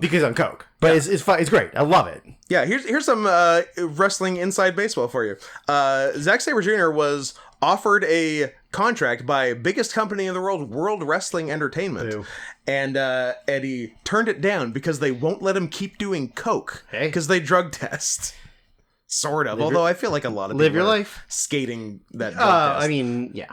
For sure. But very funny that Coke over... Well, I don't know. I'm glad he didn't. He'd suck in WWE. He's in the right place now, so good. Everything worked out. Hooray, Coke, honestly. Hooray, Coke. I also did Shoko Nakajima. Yes. Because she does adorable, like, kind of Princess Mononoke. Kind of. She's got a tail. She got ears. She's got fur. She's furrier. She's like Princess Mononoke and the wolf. As one thing. She's kind of taken over the Chris Wolf, like, she has, moniker, like, a little bit. And like furry boots, furry wrist gauntlets, ears and, like, furry head. Yeah. And tail. Yeah. Although her tail is sometimes good and sometimes bad. Same as Chris Wolf. True. Yeah. Because sometimes it's just like it's like fabric with nothing in it. And it just looks like a tail. It's got no meat to it. But then other times it's very meaty. Meatier. It's girthy. Yeah. So yeah. And maybe even in 2022, a fairly recent development, claws on the boots on the furry boots. Nice. Yeah. Let's book her as a team with us, and then we'll fuck her. Yes. Yes, let's. Yes, I like that. That's a good. You know what? You're good for a good idea every now and then. Sure. And then just to keep with tradition, because it's never not the answer now, is Maki Ito. Sure. She's always the answer because you have these written down and can send to me, right? Yes. That's nice. Yeah. Then you don't have to try and listen to the podcast to remember. I'll just send you the file. Oh, you want to so bad. You can say furfag. Nah. But then you have to apologize later. Yeah, but in front of like 5 people and before the show? Yeah. Deal. Yeah, and then I have... We can say furfag. I have three that are like the actual ones. I don't know. Name one you've got. Eddie Kingston. Oh, I didn't think of Eddie Kingston, but he's just awesome. He's just an awesome guy. Is his gimmick? Yeah. Or just like he's the real ass dude of the week every week. Yeah, 100%. Like, don't give a fuck. Yeah, I'll say whatever I want. I don't care if it's in kayfabe or not. Yeah, I hate you, Claudio. Fuck you. And he's in the fucking G1. That's so fucking cool. Wild. That's wild. Although we wish we'd got Danielson, but yeah, I'll take Kingston over nothing. We got Kingston Ishii. Great, and we've got it before, right? And it was good then. It was good. Yeah. I put Dominic Mysterio. Yeah. His character's pretty fun. I think I'll put it in 2023. Yes, yeah. I think 2023, it might be number 1. But I still think the stuff he was doing, like, towards... Like, all of the getting arrested kind of stuff. Actually, that was all 20... And that was funny. That's really good. And, like, being a hard ass. Yeah. Like, spent 15 minutes in jail and got a teardrop tattoo. Yeah, so that's really good. And I mean, he's just become Eddie Guerrero at this point. Like, he's become Latino Heat Eddie Guerrero. But great move. Like, nobody cared about him as a face. No. And he's probably, like, as far as heat number one heel. Number one heel in the company. Number one heel, easily. That's wild. Easily. Yeah. What else you got? Did you have Dom or no? I didn't have Dom. Oh, okay. Sami Zayn. Sammy's my number 1. Sammy's my number 1. Sammy's my number 1, for sure. Now, why did I say my number 1 before my number 3? Who's to say? It's probably because it's the least organized season ever. Honorary Oos is great. I think it saved him. It's the best storyline they've done in 15 years. Oh, yeah. Like, everything about it, the way that they booked it, and, like, there was... And as far as talking, because we're only talking 2022, the only bad thing that happened in it was 2023. Yeah. Sammy losing to Roman. Yeah. But, I mean, you're looking at where it went...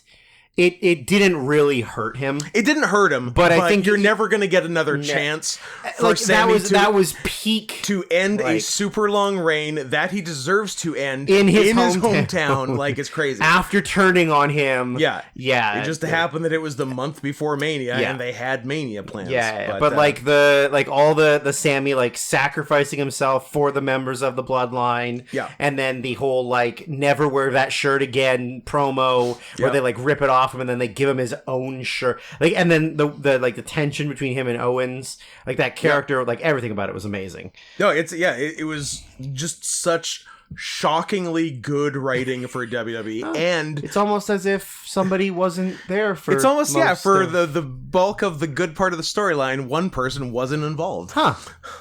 Be nice, be cool if that happened again, but it won't until he's fucking dead. Yeah. Do some more rapes. You'll get away with it. He's a rapist. Army's not. He's a rapist. Do you have one more? Shun Skywalker. Okay. Yeah. Yeah.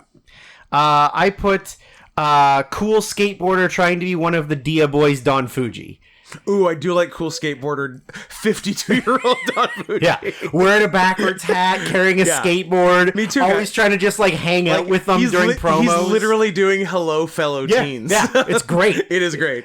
It's very funny. Yeah, that's a good call. So I had Zane 1, Dom 2, and then just kind of like the rest of them were just out of order. Yeah, Zane Kingston Skywalker. Nice. Worst Fed. We're on a bit of a streak. Yeah, it's not, and for me, it's not a continuing streak. Ooh, it is for me. Okay. So I'll read you the list. So 2013 was combined TNA. Yep. 2014 combined TNA. Yeah. 2015 we didn't do it for some reason. I don't know. 2016 TNA. Honorable mention WWE. And that was the TSN turning point. And then 17, 18, 19, 20, 21, it has been WWE number 1. Yeah. And then TNA number 2, and then AAA was 3, then AAA was 2 for me. And then we noted it's impossible that TNA will be around this time next year in 2017. Still around. And it's still around, but it's not the same. It's different. Last year, I had WWE, and we both had WWE and NXT. Yeah, because and Ring of Honor. Because NXT used to be the saving grace. Yes. But then it turned to shit too. And then we had a couple years of ROH in second place because they weren't doing much. No, it wasn't good. No, not at all. And they're not really doing anything good still. Oh yeah, no. In terms of their TV now, it's a lot of squash matches, but they actually had a pretty cool. We'll talk about when we come to Best Fed. There you go. Yeah. So WWE main roster is not my number 1. Okay. NXT that's fine. is my number 1. That's fair. And NXT is like so much worse than main roster WWE. No, it's bad. It's like really bad. Nobody can wrestle. No. There's no consistency between what anybody's doing. No. They've built like a couple stars and then they try to build other people and just give up on it. Yeah. Like Von Wagner was like supposed to be the next big thing, and then now they're just like, yeah, you're a jobber. You're like a 6'8" jobber. Like everything they do is terrible. And it's really funny how like every woman on the brand gets really hurt regularly. Right, consistently, because they have no business in a wrestling ring. Not even like in a wrestling ring on national TV. Like they have no business on an indie show. Period. Yeah. They'd be the worst they'd be among the worst wrestlers on SOS. Yes. Easily. Yeah. Maybe the worst. There was a women's battle royal on NXT a couple weeks ago to determine the new number 1 contender. Was it won by Thea Hale? It was won by Thea Hale. And if you looked at every person in that match, and it's like years of experience, less than a year, barely a year, 2 years. Stop. And then a few like, more experienced ones. Stop putting these poor girls on TV. Yeah. They do not deserve to be on television. But that being said, like that's all like don't put them on TV, it's mean. But if the actual intention is to be mean, I like that. Yeah. I like that a lot. If you're like, hey, this person's gonna look stupid in there, get him out there. Yeah, like if you're I'm all on board for that. If you're booking NXT with the under the thinking I hate women, that's funny. I like that. And also you could make a very good case that is what's happening. I also like that. I agree with that. Yeah. Yeah. So you still have main roster as your number 1. I mean, WWE as a whole. Okay. Including NXT. I think WWE, especially after Hunter took over, was leaps and bounds better. Good. And like, I mean, maybe this is a bold statement or a hot take. I think some of Triple H's WWE was better than most of AEW or Ring of Honor. It was at least competent. It wasn't like it didn't feel rushed. It felt like Hunter was doing like longer builds to stuff. Mm-hmm. I put AEW / Ring of Honor as number 3. Okay. Because I feel like Tony's insane and he can't actually book 2 shows. And I'm many shitty people are on AEW every week. Like people that are not If you're trying, especially when you have the roster that you have. Exactly. They have maybe the best roster of all time. And if you're trying to compete with WWE, whether you say you are or you aren't, and then you're gonna be like, also, if you say you aren't, you're lying. Yeah. But like, here's a 35-minute from like start to finish segment that involves like Jeff Jarrett and Jay Lethal and like Satnam Singh and Aubrey Edwards, professional wrestler. Let's not talk about it. No. And like all this garbage, but then you're like, oh, but like Takeshita wasn't on the show. Yeah. Or like the Martins weren't on this show, or like Lucha Bros weren't on the show. Yeah. And it's like, you have all of these better people than putting a comedy act that's not even getting over. Yeah. On a 30-minute and like full segment on your show. How are Billy Gunn and his kids regulars on almost every show? Everything. When like even Billy's the head trainer. But not even like the top guy, but like why not have Chuck and Trent on every show? They're so much better than the Ass Boys. Yeah. And it gets higher than Chuck and Trent. That was just the first two talented guys that came to mind. When you actually look at the week-to-week cards, you're like, I think you would actually lose your mind if you just looked at a card and then looked at the roster. And like, that's what you did from that? You're like, how has this guy not been on every single week? Yeah. How is he on every third week? Yeah. Like, and just like, there are some episodes of Rampage that it seems like are booked to get the worst possible rating. Yeah. I think what it is that because Rampage isn't necessarily like, they don't look at Rampage as like competing. Yeah. Rampage is the B show and Dynamite's the A show, and you don't want to put a bunch of bad stuff on the A show if you're trying to compete. But you never have to put a bad anything. I mean, you don't have to at all, right? You could do dream matches on both shows now till forever. But it's also just like, I mean, maybe this statement might be more 2023 than it was 2022. But you look at how many people they have on the roster that they've just kind of wasted. Yeah, like Rusev. Was like, or Miro. Miro's like build and momentum was like skyrocketing, and then you just kind of like flubbed it. Yeah. But then you got like, and like I'm gonna ignore like politics and backstage attitude and being like a big ass baby, but like Andrade, they book Bandito like shit. They book Commander like shit. They don't really book the Lucha Bros that good. Yeah. You have all these like amazing luchadors that are signed to your company, and you don't really let them do anything good. Like you put them into 6-man tags where like they do a couple great spots, but they're not like, like those are the people that you should be trying to say like, hey, you like WWE where there's like these big muscular guys I guess it's not as much that, but like, where they're doing like this basic like 90s style wrestling. Why don't you come see these insane guys who can do like the biggest flips you've ever seen in your life? And like, you should be building around having the more athletic, talented people, but then they just book them like garbage, like Pac before he got hurt. Yeah. Like they were building him up to like turn on Lucha Bros, be a bad guy, and then they were just kind of like, we're done with this. Like, I think that Tony's just like, he's stretched way too fucking thin, and he's a spaz, and he's a complete fucking spaz. So I definitely have them as my number 3, because like the year before, like for best feds, like AEW's been in there for a couple years, and like I think that they've like drastically dropped off as far as like booking. There's still a lot of good AEW stuff that I will obviously be mentioning in the rest of this podcast. I think they're but better. As far as a company, I think both Ring of Honor and AEW are like drastically worse than they were like. Well, maybe not Ring of Honor, because Ring of Honor wasn't around kind of for a couple years. Yeah. But like AEW's, I think, drastically worse week to week, show to show than it was last year, 2 years ago. 2 years ago, for sure. I think it's better now than its lowest point last year. I think it's improved. Yeah.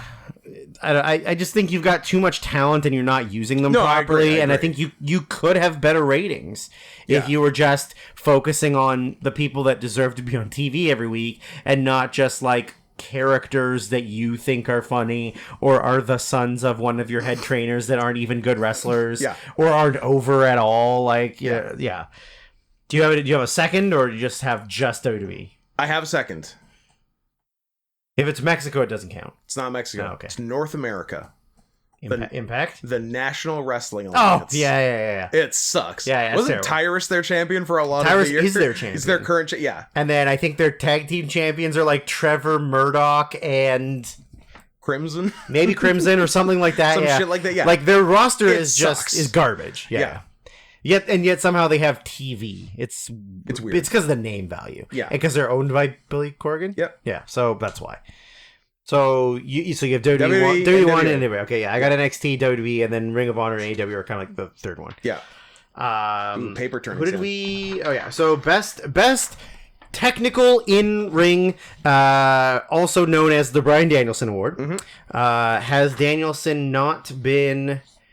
Probably the years he didn't wrestle. Oh yeah, that's what I was gonna say. Has he been? Not necessarily. No, it's less so. It's actually way less than Danielson. There's a lot more. I don't think we have He's last year. a Danielson Last year. until last year. Yeah, that's it. Well, to be fair, in WWE 2013 to 2020, he either wasn't wrestling, His brains were mush. either his brains were mush, or didn't get to do Maybe much. it's with Big Cass. Or the feuding Big with Show. Big Cass or the Big Show. Definitely a big. Uh, You see, because he's small, so it's funny it is if you put him against the big very guy. funny. I like big versus small. It's funny, pal. I put as a honorable mention because he did some last year, but it's more so carried over into this year. But I put a kid / Axiom. Yep. I think he's very technically sound for the littlest boy. Yeah. But yeah, he's great. He's my Han. Yep. Reasonable. I have 4. Do you have 4? I have 3. Okay. I like that last year you had one. And it was Danielson, all caps. Well, spoiler alert, my number 1 is Danielson, all caps. I had Danielson regular font. Oh, okay. My number 4 was Julia. Yeah. She's really She is very good technically technically. sound. Yeah, I didn't think She about does really good combos and counters and submissions, especially for a woman who's not technically fully Japanese. So she's like right on the border. She is playing with fire, ethnically. You're only a little bit Japanese. You're not full. Yeah, so but, be careful. And then You can also make a case for Shiri by the same... Yep. I will literally not be mentioning either of their names at all for the rest of this podcast. Okay. Number 3, I put Gunther. Okay, yeah. I can't believe that they're letting him be Walter on WWE TV. Never thought it would happen in a million years. Yeah. Lose a bunch of weight and then still just be yourself. Yeah. Like, I thought they would make him do something stupid. Yeah. The only thing that would be better is if he didn't lose the weight.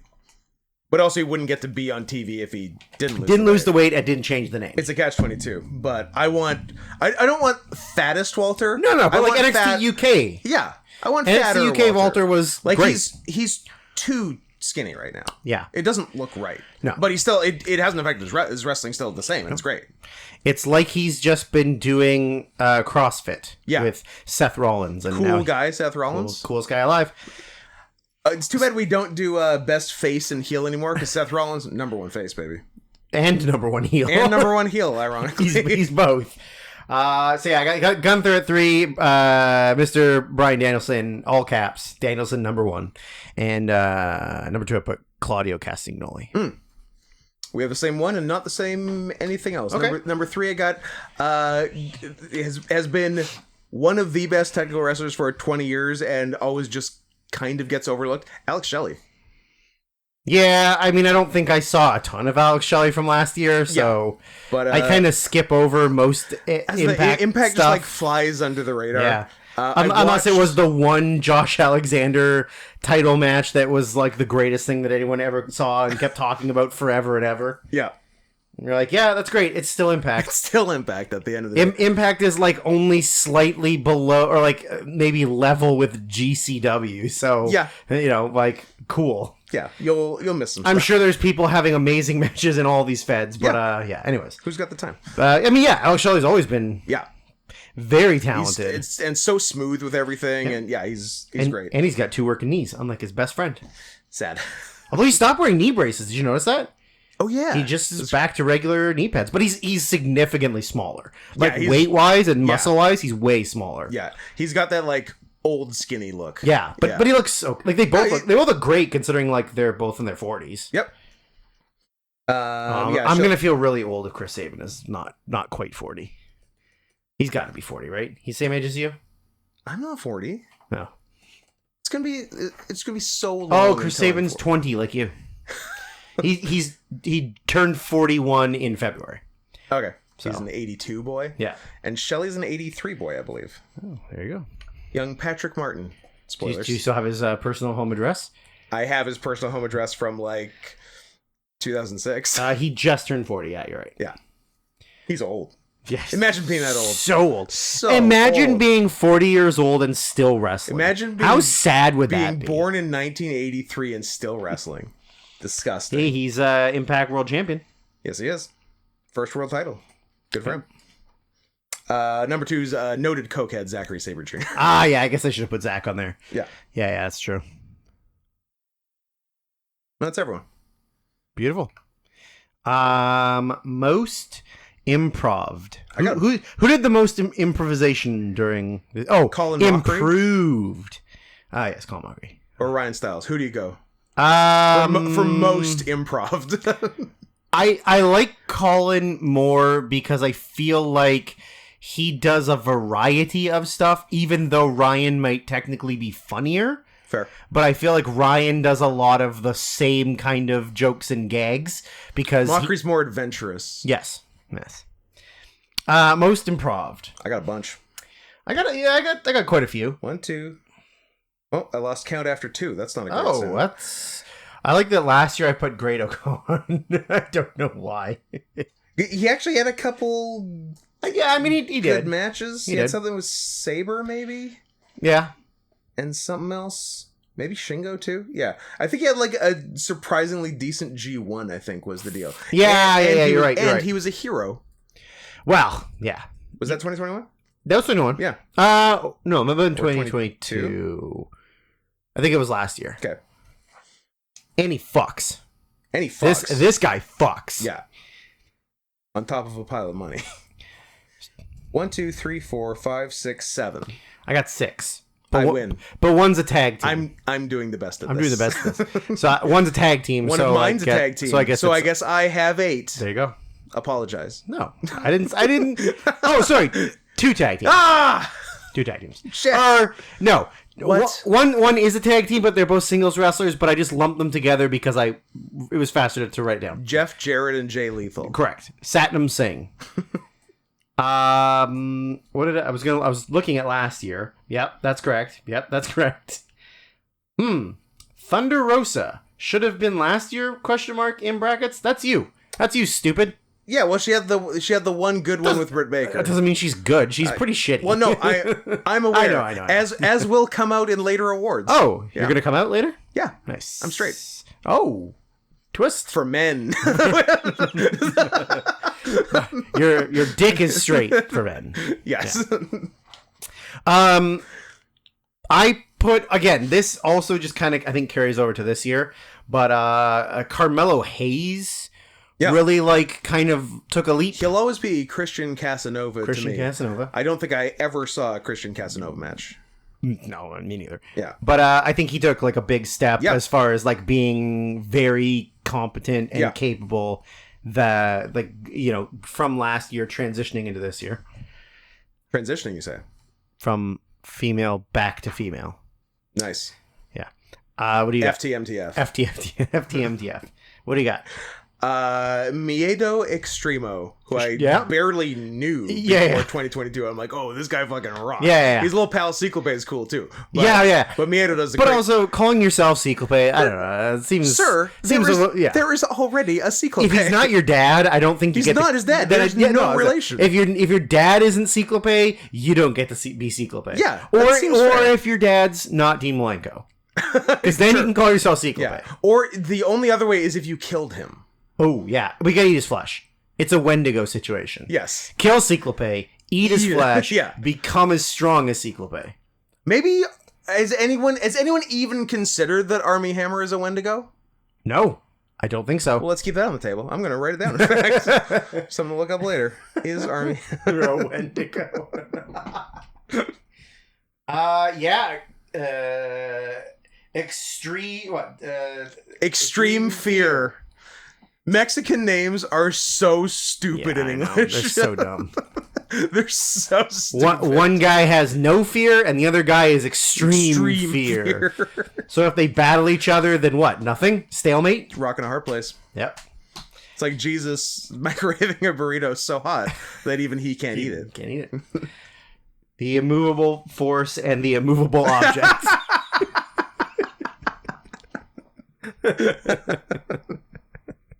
I like that. I'm writing that down too. I'm writing a whole little novella over here.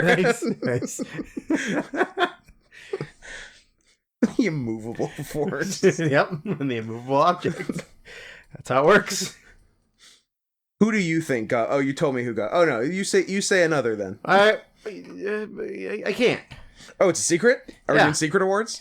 Yeah. Are we like when there was a secret Madison Square Garden show in Saudi Arabia? Yeah. The greatest MSG. The greatest of all time. I think both of Bofa? Bofa have both of these nuts. Funny, I had that in my head yesterday. Nice. I think both of the Dia boys, Yoshioka and Dragon Dia, both. Well, Yoshioka won the goddamn world title. Yeah, so but I think that helps. they both elevated themselves from a junior-y tag team to one winning the heavyweight title and one winning the secondary title. That's right. While also having the tag titles. Yeah, that's right. And I think that goes nicely. I think I think I didn't include Dead Awards on here, but don't you dare Dead Award me. I think last year, and it's weird to say last year, it feels like 100 years ago. Well, yeah. It was a year and a half ago. I think you had Dem Dia boys on your ones to watch. Probably. So that paid off. There you go. Well played. Yeah. Yeah, I think both of them took a huge step forward, and it gives Dragon Gate newer, younger guys. I mean, also hip hop, but hip hop was the year before. That ass on hip hop. That's hip hop. Jesus Christ. Yeah. Yeah, I got hurt. I was out for a year, and I worked out only my glutes. Just did butt stuff. Just butt stuff. A whole year of butt stuff. Yeah. What else you got? Very much along the same lines as Miedo Extremo Commander. Yeah. In that you had barely heard of him going into the year, and now he's like one of the top luchadors. Yeah, he's on one of my other awards. I don't remember which one, though. Best Mexican? Yeah, favorite Mexican. Favorite Mexican. No, he's number 3. But anyways, that's a good one. I like that one. Yeah. Yeah, going from nothing to being a star. Yeah. I put Saya Kamatani.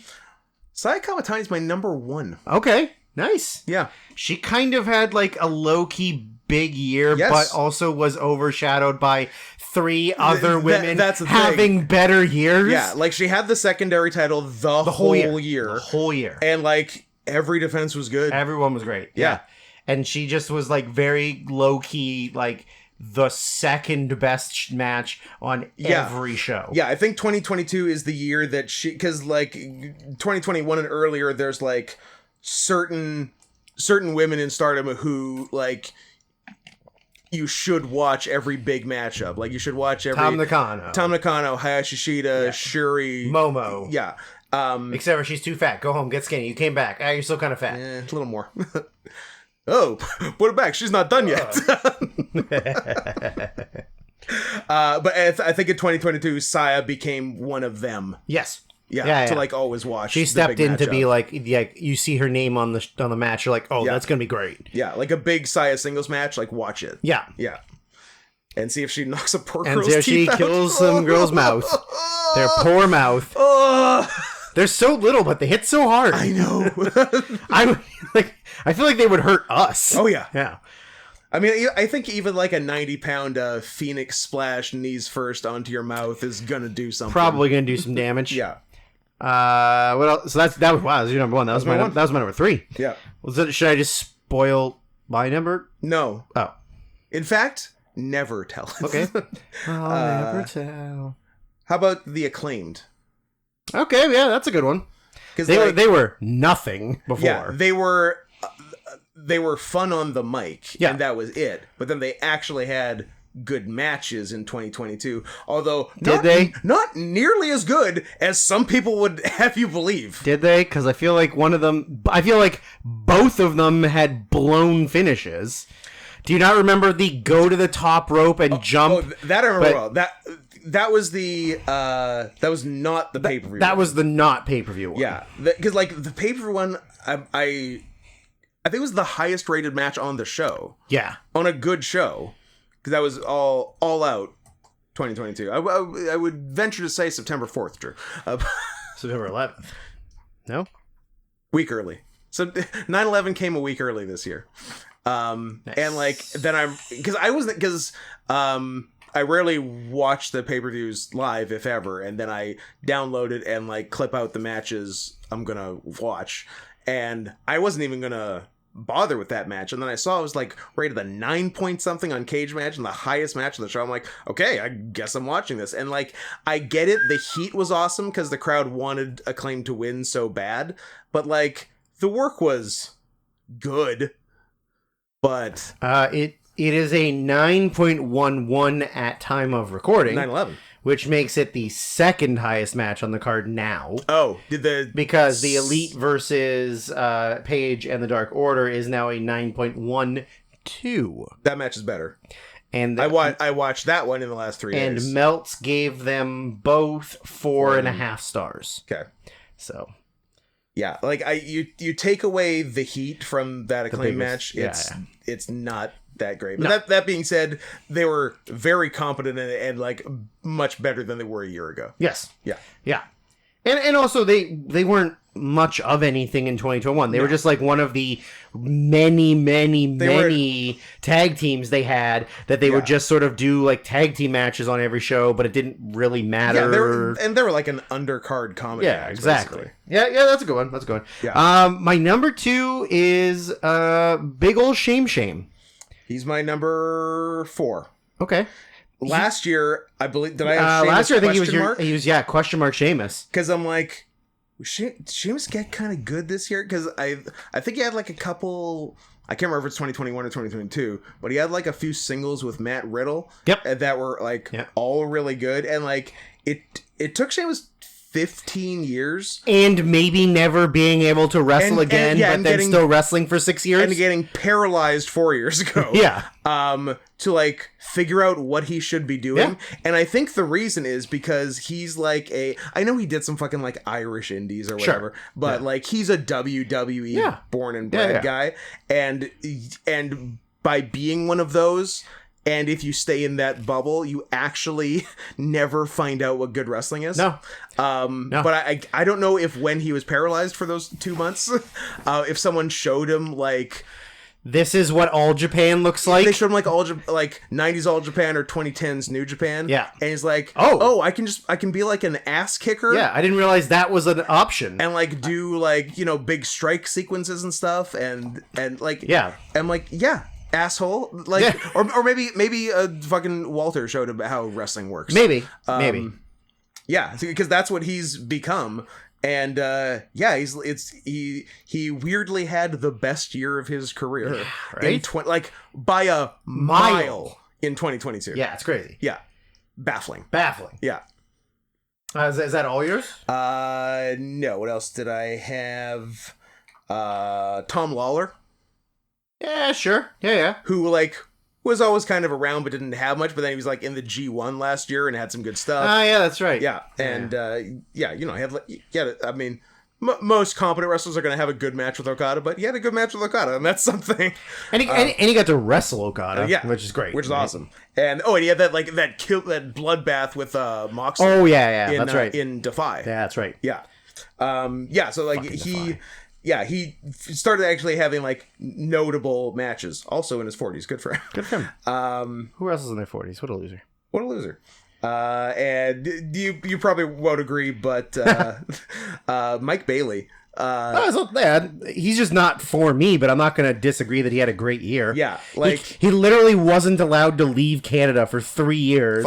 5 years, and then immediately goes to America and is like, look at all the things I can do. And he's just like kind of the new, like, when Generico was working like lots of indies in like their late aughts, early 2010s, where he just goes to a bunch of indies and has the best match on every show. Yeah, and that's it. He's great. He's a great wrestler. He's not really like for me. I don't really like his that's everything. But that's I'm not going to say he's terrible. Yeah, I watched 2 big matches of his, both of which I liked a lot, and neither like quite made the list. But him and Ospreay from Rev Pro was really good, and him and Takeshita from West Coast Pro Wrestling. It's like another. It's a Northern California. Northern California. Yeah. I think, yeah. They're like another Prestige kind of. Yeah, like big West Coast indie. Big West Coast. Yeah. And that was really good too. And like neither quite made it, but yeah, he's good. And I always have a fun memory of him when we were working Beyond in 2014. Bragg. And there were 2 shows a day. There was one in like a small warehouse rec center type of thing. It was just like like a big room with like no proper change room. So it was just like put up a curtain in the corner of the room. Oh wow. Deal. And then there's like the afternoon shows, and then the night shows were at like I think it was a nightclub, Fet Music or whatever. And we were doing the afternoon show, and we had obviously never met before, and he was doing dual gimmicks. He was doing Mike Bailey and Kitsune. Oh yeah, like the Fox gimmick. Yeah. And I knew of him. He didn't know of me, obviously. But he saw me putting on my Tiger shit, and and while he was putting on his Kitsune shit, and he just looks at me. He's like, wrestling is so weird. He's a really nice guy. Yeah, that's very funny. And his real name is like a crazy long French name. It's like Emile and then like something with 3 hyphens in it. Emile Saint-Jacques Laurent Lefeu. His name is Emile Charles Bellargeron Lebarge. Did you say the same word twice or slightly different? Bellargeron Lebarge. Don't like it. That's not a name. That's not a name. It's a Quebec name. That is a Quebec. That's a very Quebec name. Oh, he's married to Dan's best friend, Veda Scott. That's right. Who Dan got to see get verbally abused by her boyfriend. Might be my favorite Dan story. It is actually a really good Dan story. I like it a lot. It was so awkward. He was so mean to her for no reason. And then didn't she apologize to him? Yes, he was the Army Hammer of their relationship. Yeah. He was in control. My number 1 is the tag team of Aussie Open. Good pick. They kind of were a thing and people knew of them. I knew of them in 2021 from their match or 2 with Velocities. Yes. That got some hype, but not much beyond that. No. And they've kind of like moved into the conversation of like best active tag team. Yeah, they're in best team in the world conversation. Yeah, and that was like within a year. Yeah. They were obviously always good. Yeah. But they never got the exposure. Exactly. But then once they got to New Japan, yeah, and then Ospreay and like that whole thing, then they just exploded, right? Yeah. So I think they're awesome as a team. I love Mark Davis. Oh yeah, he's great. He's so cool. When phase 1 of our plan happens, I'm gonna go back to this, and I'm just gonna I'm gonna Hulk it up. We're both gonna be Mark Davis. We're gonna be an Aussie Open of 2 Mark Davises. No Kyle Fletcher. No Kyle Fletcher. Too ugly. No Twinks. Kyle Fletcher is deceptively chonky, big. Yeah. Not chonky, but like tall. Yeah, it's true. Yeah, yeah. Because he had a match with maybe Orange Cassidy, and like he towers over him. Like I don't think of Well, Cassidy's on like Cassidy's small, 5'9". but I don't think of Fletcher as that being big. tall, yeah, but yeah. he is. They're a big team. Because when your partner's a big old thick boy, Yeah. then you're just like, oh, look at the little guy. And you're like, exactly. oh my god, he's so big. The little guy's big too. He's so big.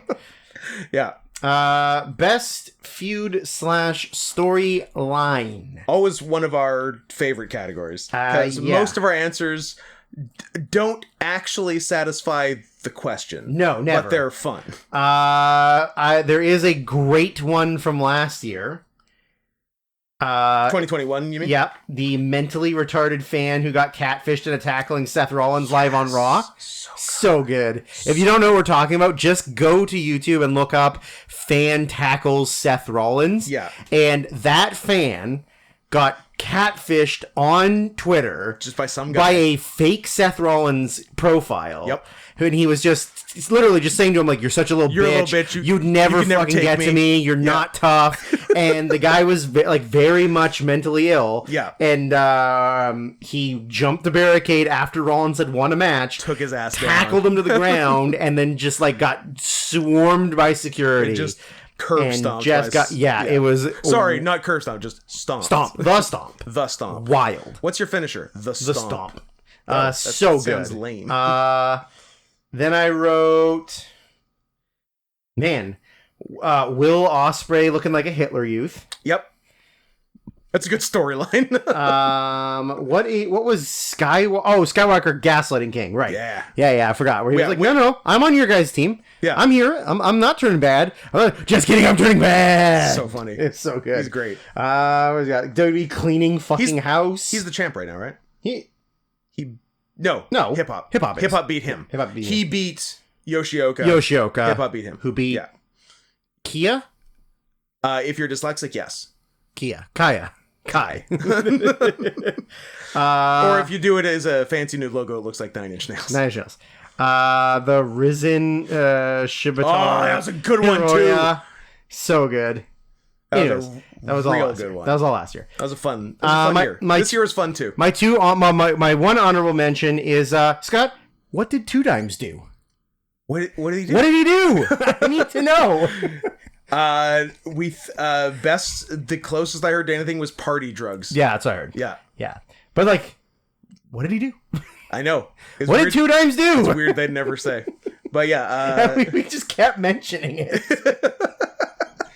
So stupid. Anyways, that was my honorable mention because I don't think it was big enough to be in the actual things, but yeah. I have a lot of things, and a few are in all caps, so you know they're good. Yeah. How many things do I have? I've got 1, 2, 3, 4, 5, 6. What are you doing? 7, 8, 9, 10, 11, 12, 13. Jesus Christ. I've got 7. That's not way you want me to do the ones that are actual wrestling storylines first, and then the juicier stuff? I have mostly, weirdly, actual storylines? Actual storylines, but, I mean, yeah. So actual storylines, I have The Rise of Yoshioka. Yeah, that's a good one. That was good. I thought AEW's best storyline last year was Daniel Garcia. Oh, yeah. It was actually really pretty well done.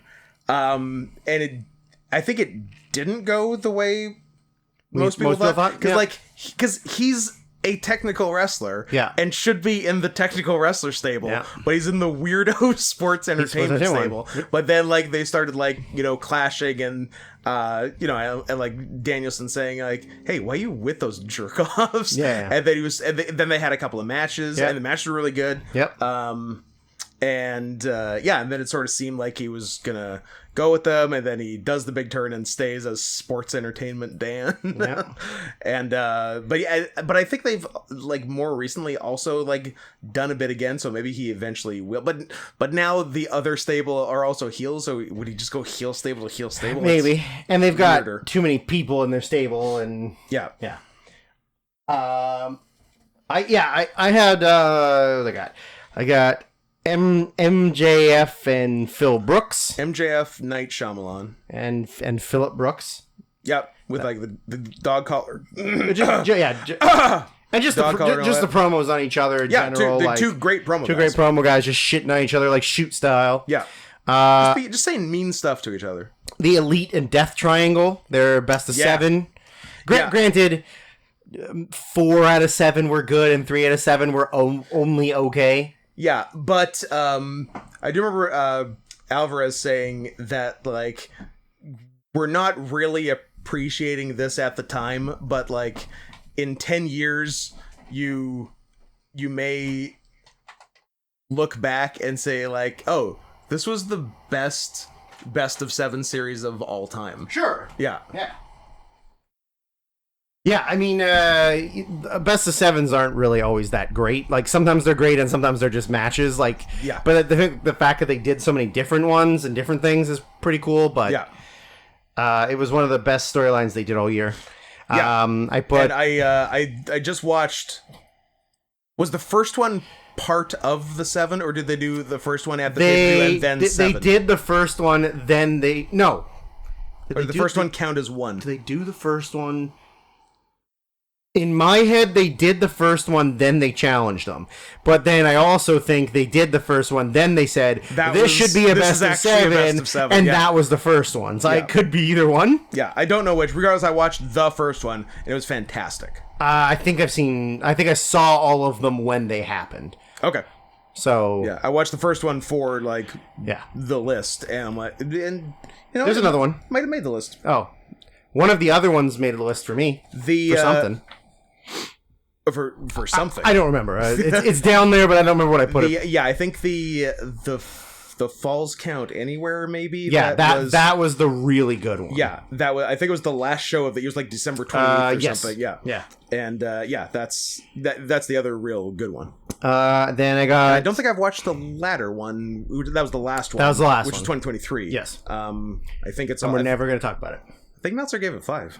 He did. Did you watch that? Yes. Was it good? Yeah. Okay. I mean, come on. I mean, it's not... Look who's involved. It's not going to be bad. Then I put FTR and the Briscoes. Yep. That was for just like straight up just the feud. Yeah. Three amazing matches. No TV build-up. No TV build because one can't be on one of the TVs. One of them said a slur 10 years ago. Yep. And where did that get him? Fucking straight up dead. But died a hero. A goddamn hero. Yeah. And then the rest of mine are all storyline stuff, so not feuds. Okay.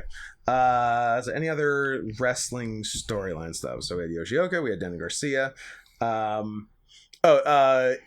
Elias and the crowd gaslighting Kevin Owens about Ezekiel. Oh, that's pretty good. It's pretty funny. That's pretty good. Owens is always funny. Owens is great.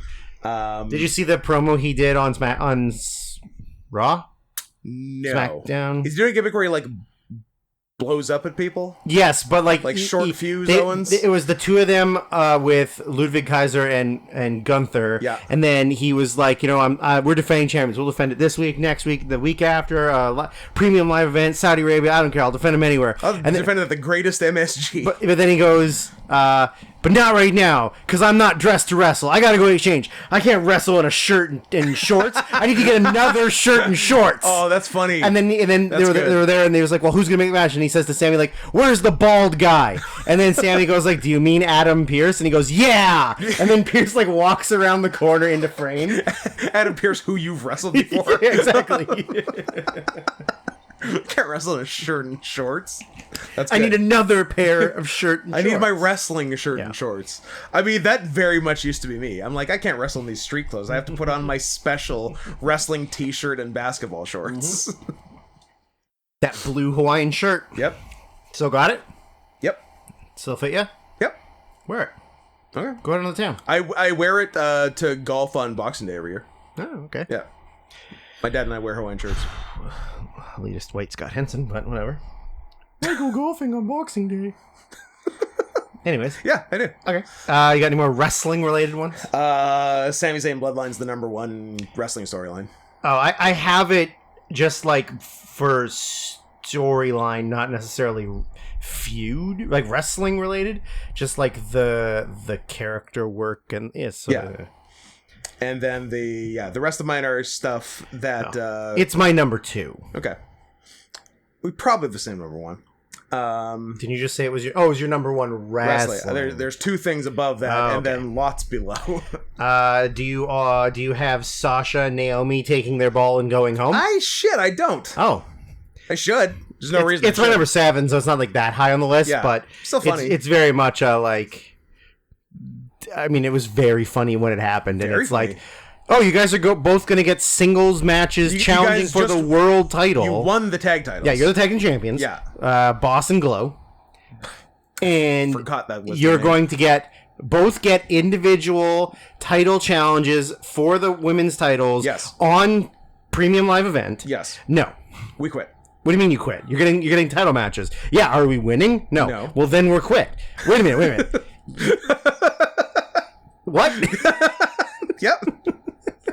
And that's how it went down. That was the whole thing. And now they're both fucking gone. And one's broken. And one broken. And one wrestles for the 5th biggest company in the world. Yeah. Or in America. Canada. Number 2 in Canada. Yeah. That's a funny one. I like that. How about all caps Jake Atlas? Oh! You're mad? That might be my 1 steal. Ooh. But you need to use it later, you've already said. Yeah, I know. It's too bad you don't get more than 1 steal. Yeah, fuck. Jake Atlas. You should probably use it and write it down. No, it's okay. I'm going to save it. I'm going to save it. But it's gay stuff, and it's funny. It's so funny. Especially outing Duke Hudson. Outing Duke Hudson is the best part. Yeah. Former Aussie Yarder, PNB. I'm gay. He's bi. He's going to have sex with a woman. I'm going to beat him up. I'm gonna scratch him. Don't be afraid to use your nails, boys. Literally, like, he's a professional wrestler that probably knows how to do some real fighting stuff. But he scratched him and like tore his shirts. Like the most effeminate gay thing you can do. No, don't throw a punch. Yeah, no. Scratch him up a bit. Scratch him up. Not that we wouldn't have guessed already, but the top and bottom are very clear in that relationship. Of course. I guess the bi guy is always the top. If you can, I don't know. If you can fuck a woman, you can fuck a man. I don't know, but a woman can't fuck you. So maybe you're a top with women and you're a bottom with men. What if I'm a bottom with women? I mean, strap-ons, but it's not the same. If you're willing to take a strap-on... Drew, women can have penises. Women can have periods. People can have periods. People can have periods. But, like, if you're willing to take a strap-on from a woman, why wouldn't you just take a dick from a dude? Great question. Or do both. No. Don't limit a woman one. Don't limit your options. How is a woman with a fake dick better than a man with a real dick? I guess because you don't get AIDS. Oh, I didn't think about that. No, but you get AIDS. You get AIDS from doing too many poppers, not from HIV. I forgot about that. I forgot poppers was the real cause. Future President Robert F. Kennedy Jr. Said you get AIDS from doing too many poppers. Only one way to find out. I've never done poppers. I don't want to. I don't really want to. I don't want to because I don't trust the people we'd be around where we would be able to get the poppers from. That's why. I think the people we know would get good poppers. Yeah, but... Okay, so you're going to get poppers from them. Uh-huh. Then they're going to have easy access to your now wide open gaping asshole.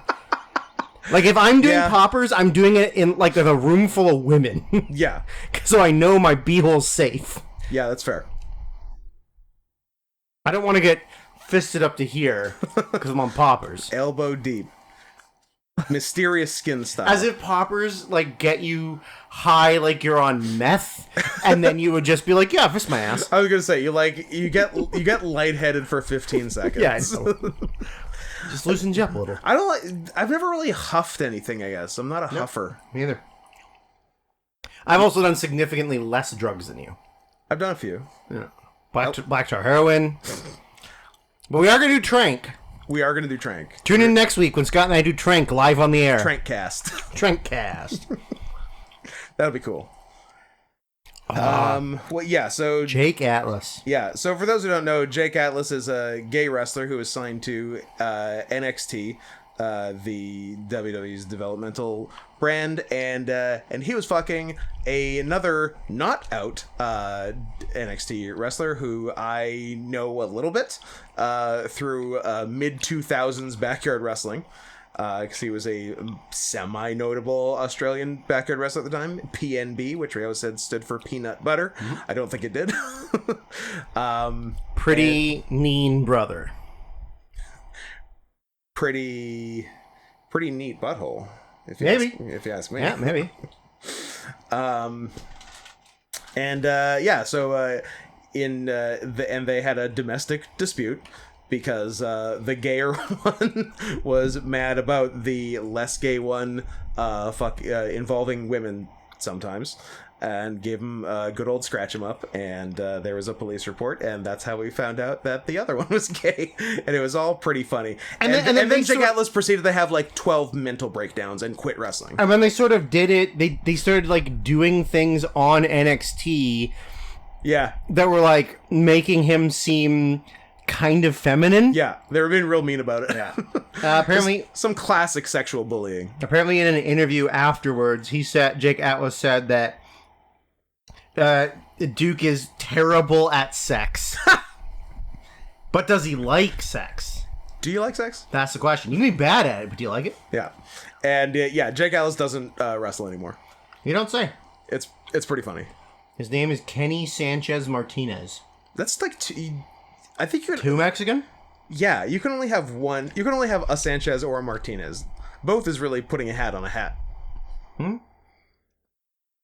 Here's the exact quote from the police footage. I'm an internationally trained superstar. I have worked across the country and across the world. He is a nobody. He's 6'5" and fucking jacked as fuck. I won't touch him. I've had the best sex of my life ever. That wasn't him. He is white as fuck, so that's why he doesn't understand rights. But I'm Mexican, and I will do what I need to do to protect myself from you, parentheses, the police. Yeah. I'm not going to let you use your white power against me. He's a terrible boyfriend, and he's horrible at sex. I didn't know he got all racial with it, too. Yeah. That's fun. Yeah, he went crazy. Yeah. And good for him. We respect all our neuroatypical brethren. Mm-hmm. Yeah. Speaking of Mexicans,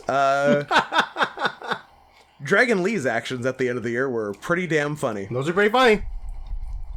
Pretty damn funny. He and FTR had every tag title in the world for a lot of 2022, and then it came time for them to lose them all, as it does, and they were going to lose their AAA tag titles that they had maybe held for the longest, maybe like almost all year. At least since, like, I don't know, April or some shit. Nah, probably earlier. It was going to be against Dragon Lee and his brother Drillist. It was Dragon Lee and Drillistico? Yeah. At the big show of the year for AAA in Mexico. And they lost and was apparently a bad match. Yeah, it was alright. Which had, like, did it have like a bunch of interference shit and lots of running and shit. Yeah. Then Dragon Lee and Jalisco, the hometown boys, finally got their big win. Took the titles off the evil gringos, and Dragon Lee immediately said, P.S. I have signed with WWE and will be vacating this title immediately. Bye! They held the titles for 438 days. Oh, all year plus. Yeah. Yeah.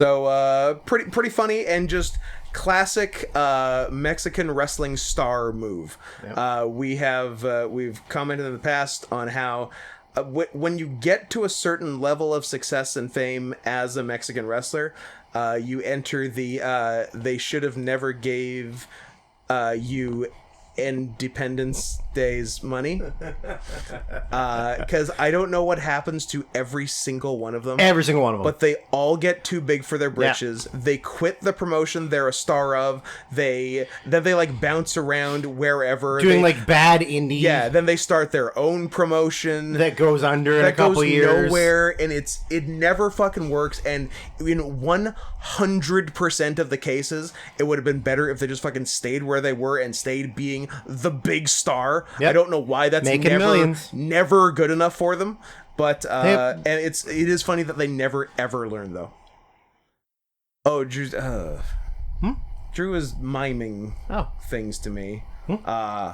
I'm not. Is it in an attempt to trick you into saying something out loud that I didn't say? Now, I don't speak American Sign Language, but that did look like the sign for they have smaller brains. But I'm probably mistaken. I don't know. Drew doesn't know. Drew doesn't know what he signed. It depends how you interpret. I don't even know what I signed. I don't even see color. Because you're colorblind? What else? Oh. Mandy Rose, whore. Great Mandy story. Rose, noted whore. Just fantastic. Hey, Mandy. Hey, NXT Women's Champion of a full year. Stop posting porn. Nah. What if I don't? You're fired. Oh, I made $1 million this week on I make OnlyFans. more not wrestling. Also, I don't love wrestling, and I'm not a wrestler. I suck at wrestling and was probably one of the worst year-long champions of anything of all time. You don't say. Like, she's really bad. She's terrible. Yeah. So respect to our queen, Mandy Rose. NXT Women's Champion, Mandolin Rose.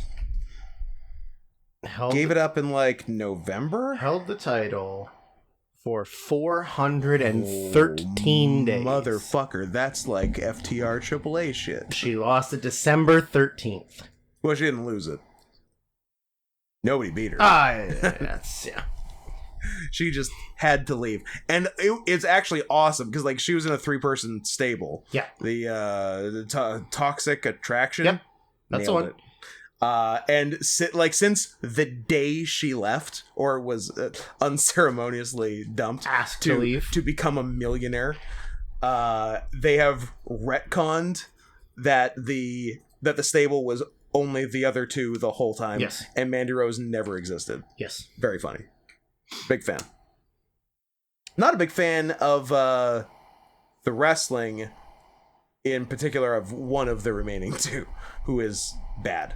I'm not a big fan of either of their both wrestling. are bad, but one is exceptionally terrible. But Darby's old cum dumpster, Gigi, is horrendous. Terrible. Yeah.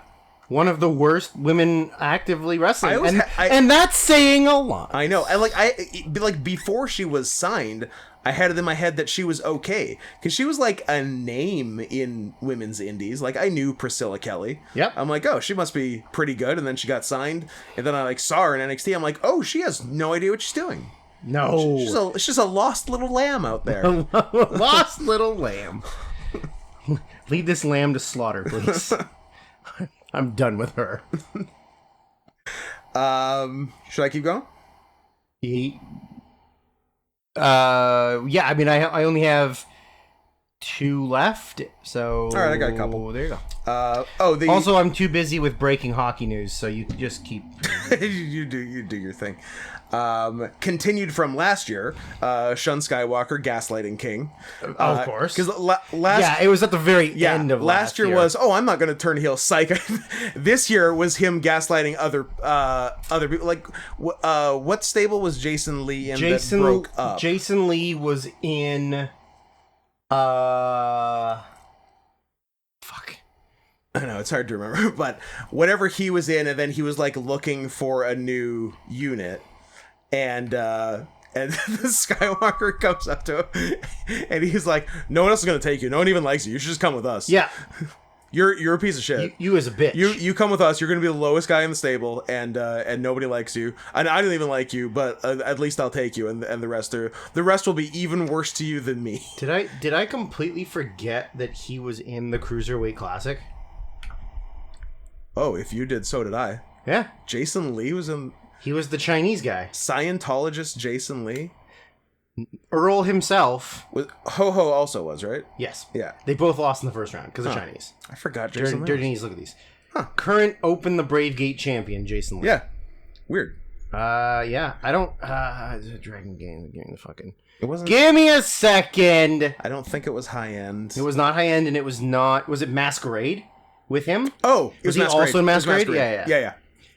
Yeah, masquerade because Skywalker left. Yeah. By gaslighting everyone. Dragon Kid decided he just wanted to be unaffiliated. He went to high end though, didn't he? Yes. He did. Yeah. So hard to follow. There's so many. There's a lot of ins and outs. So many things happening. Twists and turns. Anyways, continue your thought. Don't stop talking on my account.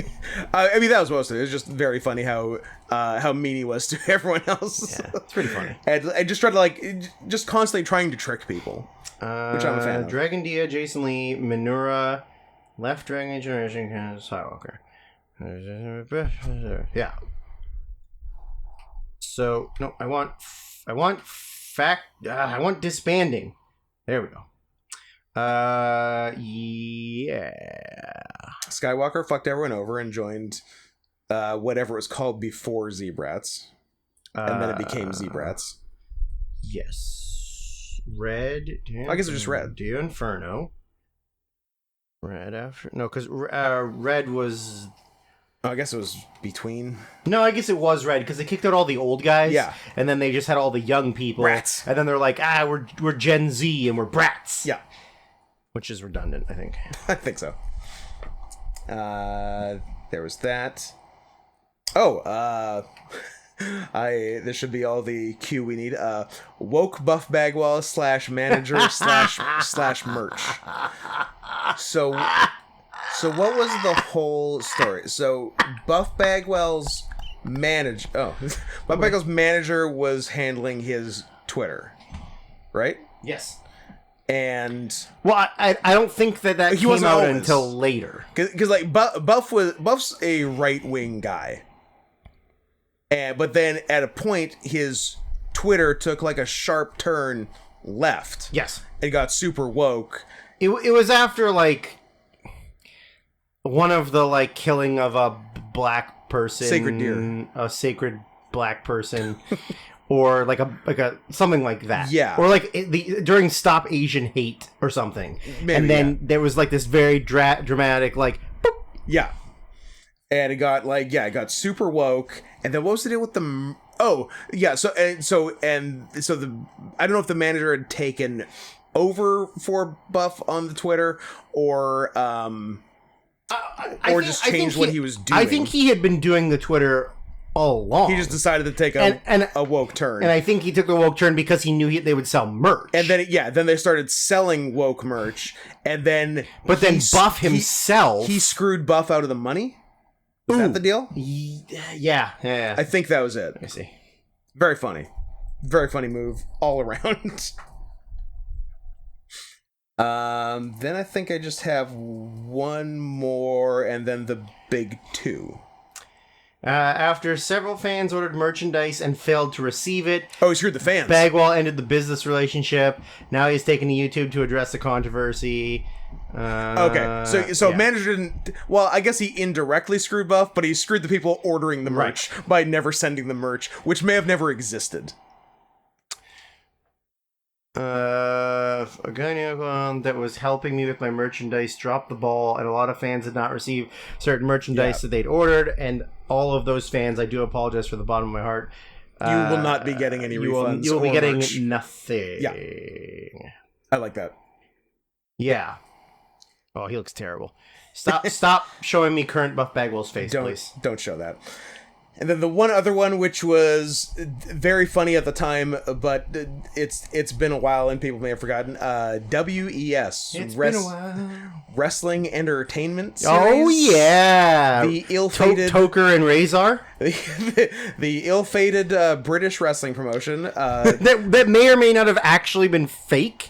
I mean, it never happened, so it's... But it didn't happen because a bunch of people couldn't get work permits to go to the UK. Well, it was part of that... But then they also didn't have money or something? Well, they decided to run it in a 10,000-seat arena. Yes. And but then sold roughly, 82 tickets. But then they also, advertised... They advertised people who were not weren't confirmed, nor could even get to England.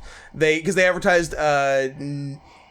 Nia Jax versus Lana. And Nia went on Twitter and was like, I don't even know what this is.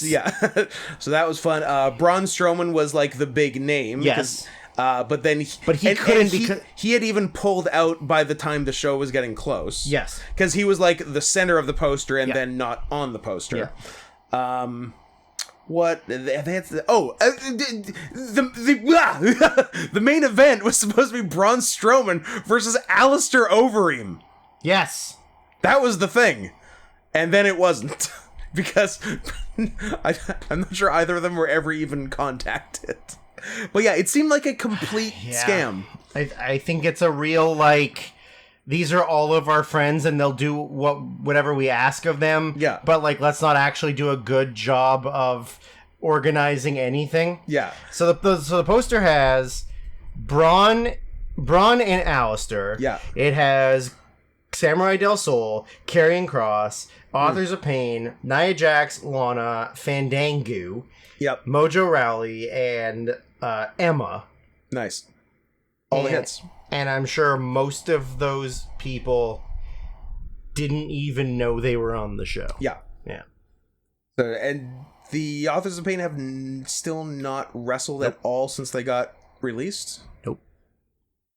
I guess it was Meltzer who said that. He said it nicer than I'm saying it, but like, I have, like, if you're like a WWE star and you get released or whatever, and you never wrestle again, I have absolutely no fucking respect for you. That means you were never actually, like, you don't actually even like wrestling.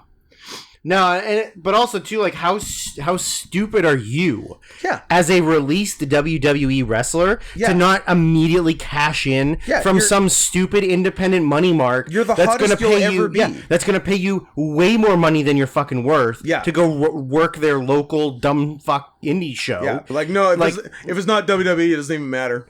But I think also too, like, for those guys, I mean, especially the ones that are developmental people, they only know, that's all they know. Highest production value, full stadiums, full arenas, instead of like going to a show that's still gonna have, like, let's say 300 people in it, but it's like a fairgrounds or like something small, and now you're like, no, I only wrestle for the greatest. I will not be going down with the commoners. Yeah. Oh, I'm not very good at telling stories. However, still one of my favorite things. It was so funny. I love it so much. Darmok. No. You wouldn't want me to speak. I'm not very good at saying the words as they flow through me, like the wine through the king, as he told the peasants. Jean-Luc, the best. He's so good. But I got big two left. Do you only have one left? Well, like, my number two was the Bloodline storyline. Yeah. And, I mean, it was great. Yeah. It was perfect. So my number two, which would be number one any other year, if not for this year. I probably forgot about it. Maybe this is my one steal. Or maybe this is your one and you don't have the other one. I don't know. But it's CM Punk can't help himself / AEW locker room collapsing. I put that under worst. That's fair. So that's why it could be either. And you can make a good case for either. I'll get to I have nothing good for worst, but my worst sucks. I've got 4 and an honorable mention, so but mine is on that side. So you can talk about it all you want. I mean, it's so funny how one guy can just ruin absolutely everything. Like, going into 2022, like, other wrestlers and other promotions would mock AEW by calling it AFW, All Friends Wrestling, because it was just like, you guys get along too well. That's not how wrestling works. You're supposed to dislike people. Bunch of hugging and kissing, and that's not how real promotions are. Even if you might be two big cats who love each other, you still have to have a Sonico. True. You still have to have somebody you hate. Absolutely.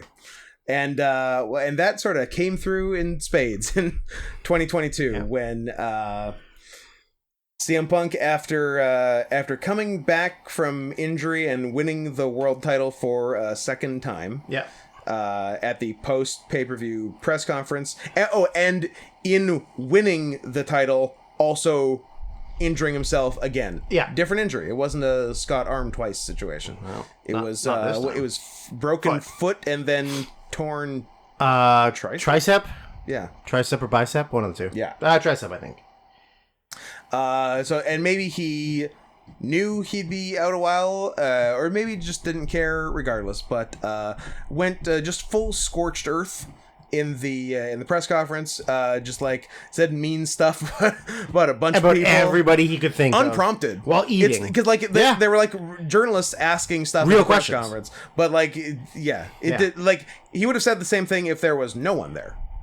Yeah, he was going off. He was just using the platform to get a lot of stuff off of his chest. It was go off season. It was go off queen time. Yeah, and then to put a cherry on top, goes back to the locker room, is confronted by the Young Bucks and Kenny Omega, who are among the many people he shit on during the press conference, and scuffle ensued, and it all started because somebody else had told Punk that one of them was gonna punch him. Yeah. Which wasn't true. And so Punk was like, well, if they're going to punch me, I'm going to punch them first. He went and punched first, and then the whole thing exploded, even though that wasn't the plan at all. Correct. So... yeah. Funny. Very funny. So... that's your two? That's my two. Okay. And so Punk has been... gone since last September, will have come back by the time you hear this. Yay! So it'll be interesting what he has to say for our tomorrow and your 2 days ago. And the Bucks and Omega were put on timeout for 2.5 months, and came back at the next pay-per-view and had that really good 6-man with Pentagon, Phoenix, and Pac. Nothing like taking your three biggest stars off TV because somebody else is such a fucking loser. And also, simultaneously unrelated to Punk, just the entire locker room collapse. Like, morale just went from 100 to 0. And then there was like all these problems with like other people, like Andrade Miro, got in Roosh. Two separate fights. Yep. Kingston. No, Sammy got in two separate fights. Sammy's been in fights with Andrade and Kingston. Yeah. Won both easily. Roosh being a piece of shit. What do you know? A high-end Mexican star being a piece of shit. Well, never happened before. Who then also quit the company this year that he was the big star of. So they were building to a main event. And also, did somebody else quit too? Probably. Somebody else quit right after him. Maybe Dralistico, his brother? I don't remember. Yeah.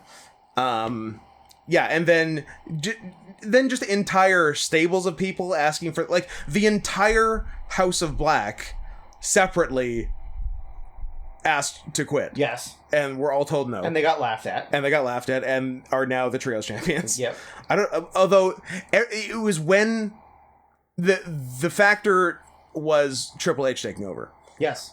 Because everyone's like, oh, maybe WWE might not suck. Maybe I wanna. But nobody really did. The one guy who did, I feel, not from AEW, but a free agent guy who did sign during the Triple H reign, I'll mention later, and I apologize too, because I think you made the wrong choice. Yep. If it's the one I'm thinking of, yep. And so I think morale is better now than it was in fall 2022. Yep. But it's nowhere near where it was in 2021. And then number one. Is your number one Vince, all capitals? My number one is Vincent Kennedy McMahon. Wild year. Just like insane. Just fucking crazy. And the payoff is one of the great, like, chef's kiss. Yeah. He's gone forever. We'll never see him again. He'll never financially recover from this. Nope. JK, I'm back and I got a mustache. But that's this year. Yeah, the 2022 ended with he was gone. No, he was. He had just forced his way back in. Ah, that's right. Yeah. That's right. I don't think we had Mustache yet. Mustache was 2023. No, Mustache was when he came back. Was it right when? Oh yeah. Okay. Remember when like the very first? Well, yeah, I guess the very first like appearance of him wasn't until the sale. Yeah. But I think he had the mustache and the dyed hair the whole time, I assume. and the dyed eyebrows. Very funny. So, this one we definitely have talked about it because it's the craziest story. But so the brief. So Vince has been raping for years, but for a Don't get near him. He'll rape you. but for a different reason than most people rape. Most Yes. people rape for power, Well, which is what I understand. Most people rape for power or so that they can feel good. Yeah, Vince rapes to prove he's not gay. Yeah. Which is a very different kind of rape. Yes. But still rape. Let's be clear. Rape is rape. Yeah. Except when Army does it, then it's cool. But he didn't do it. Yeah. So yeah, and he had been paying multiple women towards $20 million of hush money. Of WWE. Of WWE hush money. that Yeah. he was repaying with his own money. Yes. So that, It should have been on the financials and wasn't. yes, but the reason he was using WWE money to pay them, Yeah. and then replenishing it with his money instead of paying it with his money was so that it couldn't get traced back to him. So there was like a level. Yeah. There was a that it looked middleman. like it was a business transaction to a former employee. Yeah. But what's funny, if he had paid the hush money himself directly, it never would have come out in the financials, and he'd probably have been fine. That being said, he ended up fine anyway. Yep. But so this was pretty bad PR. You don't say. So they ousted him as CEO of his own company. Oh, and also prior to that, things had not been going well with either of his two children. Shane McMahon had been fired at the beginning of the year, deservedly. Don't worry, that comes up. Deservedly, for trying to make the Royal Rumble all about him at age 50, whatever. And don't worry, that comes up in the very next category. Excellent. And then his daughter, who had been CFO? yeah, like one below, Yeah, chief like financial officer. next up in C-suite. Yeah. Had she that thing was a whole funny thing in itself, because she said she was taking like a leave of absence or whatever, and then Vince plants a story in it was the Wall Street Journal, I think, or yeah. Business Insider or whatever, that actually no, she's fired because she sucks. She's incompetent, I believe, was the exact she's thing. Horrible at her terrible job. at her job. And we booted her ass. Vince is ousted for all the rapes. Stephanie immediately comes back in as co-CEOs with world's biggest shyster, Nick Khan. I can say that because he's not in three brackets. You're fine. He's You're a fine. different kind of shyster. Yeah. Similar part of the world, Yep. but not exactly. Similar, not exactly, close, but not quite. adjacent. Yeah. Next door neighbors. They become co-CEOs. Triple H becomes head of creative, and then everything's kind of chill for a while. They have like kind of a nice second half. They of had a 2022. very good second half. Ratings don't go down. The wrestling gets better. Wrestling gets way better. It's probably, competent storylines. It's probably a better business environment too. I'm guessing not Vince is always better than Vince as far as a working environment. Yeah. And then December rolls around. Yeah, creeps in. And Vince himself creeps in also. And he's like, look, I know you ousted me for all the rapes. I get it. But also, I'm still the primary shareholder. And I own your ass, no matter what. And we're trying to do a sale. And I basically won't let you do the sale unless you put me back as the head of the board of directors. And it wasn't just sale, it was also negotiating TV rights. Yes, and he's like, they're not going to negotiate with anyone but me. Yeah. The only one they'll talk to is me. Yeah. And they were like, and everyone just sort of caved. They're like, you got us. I guess 100%. You're back. And then, so that's all we can say for 2022. It does get even better in 2023 because he does facilitate the sale To the wrong people. Give it time. I know. I'm greedy and I'm impatient and I want it now. He facilitates the sale. Originally, there was a false report of it being sold to the Saudis, which is best case scenario because it's so funny. It's just insane. Like, it ruins wrestling. It kills wrestling. Wrestling is done. Yeah. Which is awesome. Which is pretty which is awesome, freaking cool. It doesn't have, but it is sold to Endeavor, the parent company of UFC. So the WWE and UFC are now the same ownership. They're technically under the same umbrella now. TKO Enterprises or whatever. Yeah, not whatever you said it was. That the one whale day that involved whale. Big whale. And Vince has been made executive chairman of that. So even Dana White, it doesn't really come up, but Dana White technically answers to Vince right now. Yes. And Vince, after a brief 6-month timeout for all the rapes, is now richer and more powerful than ever before in his life. Yeah. It's amazing. So I guess this also wins for 2023. Yeah. And there's still time for something else weird to happen. Yep, but I still think it still wins. Yeah. Do the rapes, get away with murder. The one thing I forgot was the second Vince was back, Stephanie McMahon resigned. Yes. Yeah. Because she can't work with her father anymore. I don't think she can work with her father. I think it was openly stated she can't work with her father anymore. Yeah. Yeah. That was best. That was best. Let's do worst feud or storyline. I do not have. I got 3 things, and none of them are happy about. They're all whatever. Yeah, I like putting the AEW thing is fine as worst too. My honorable mention was the golden egg or whatever the fuck that was. Egg. Was that 2022? Yeah, because it was before he left, wasn't it? Or was it after he came back? It was. It was. I think it was Survivor Series 2021. Really? When did the fucking movie come out? What movie? The movie that the egg was advertised. The egg was for a movie? The egg was for a movie, baby. The Red Notice? Is that a movie? Yes, but that's what it was for? Yeah. It was news to me. It's a Dwayne Johnson movie, right? Yeah, it was the one with him, Ryan Reynolds, and Gal Gadot. Yeah, that's what the egg was for. I want to say Survivor Series 2021. Yeah, because Survivor Series always has an egg. That's the whole thing with Survivor Series. You're right. It was 2021. Well, never mind. All right, It was revealed that Theory had taken Cleopatra's egg from Vince McMahon, leading to McMahon to award Theory a WWE Championship match against Big E. There you go. I did. Okay, well, there you go. Then never mind. My Han is gone. Who's next?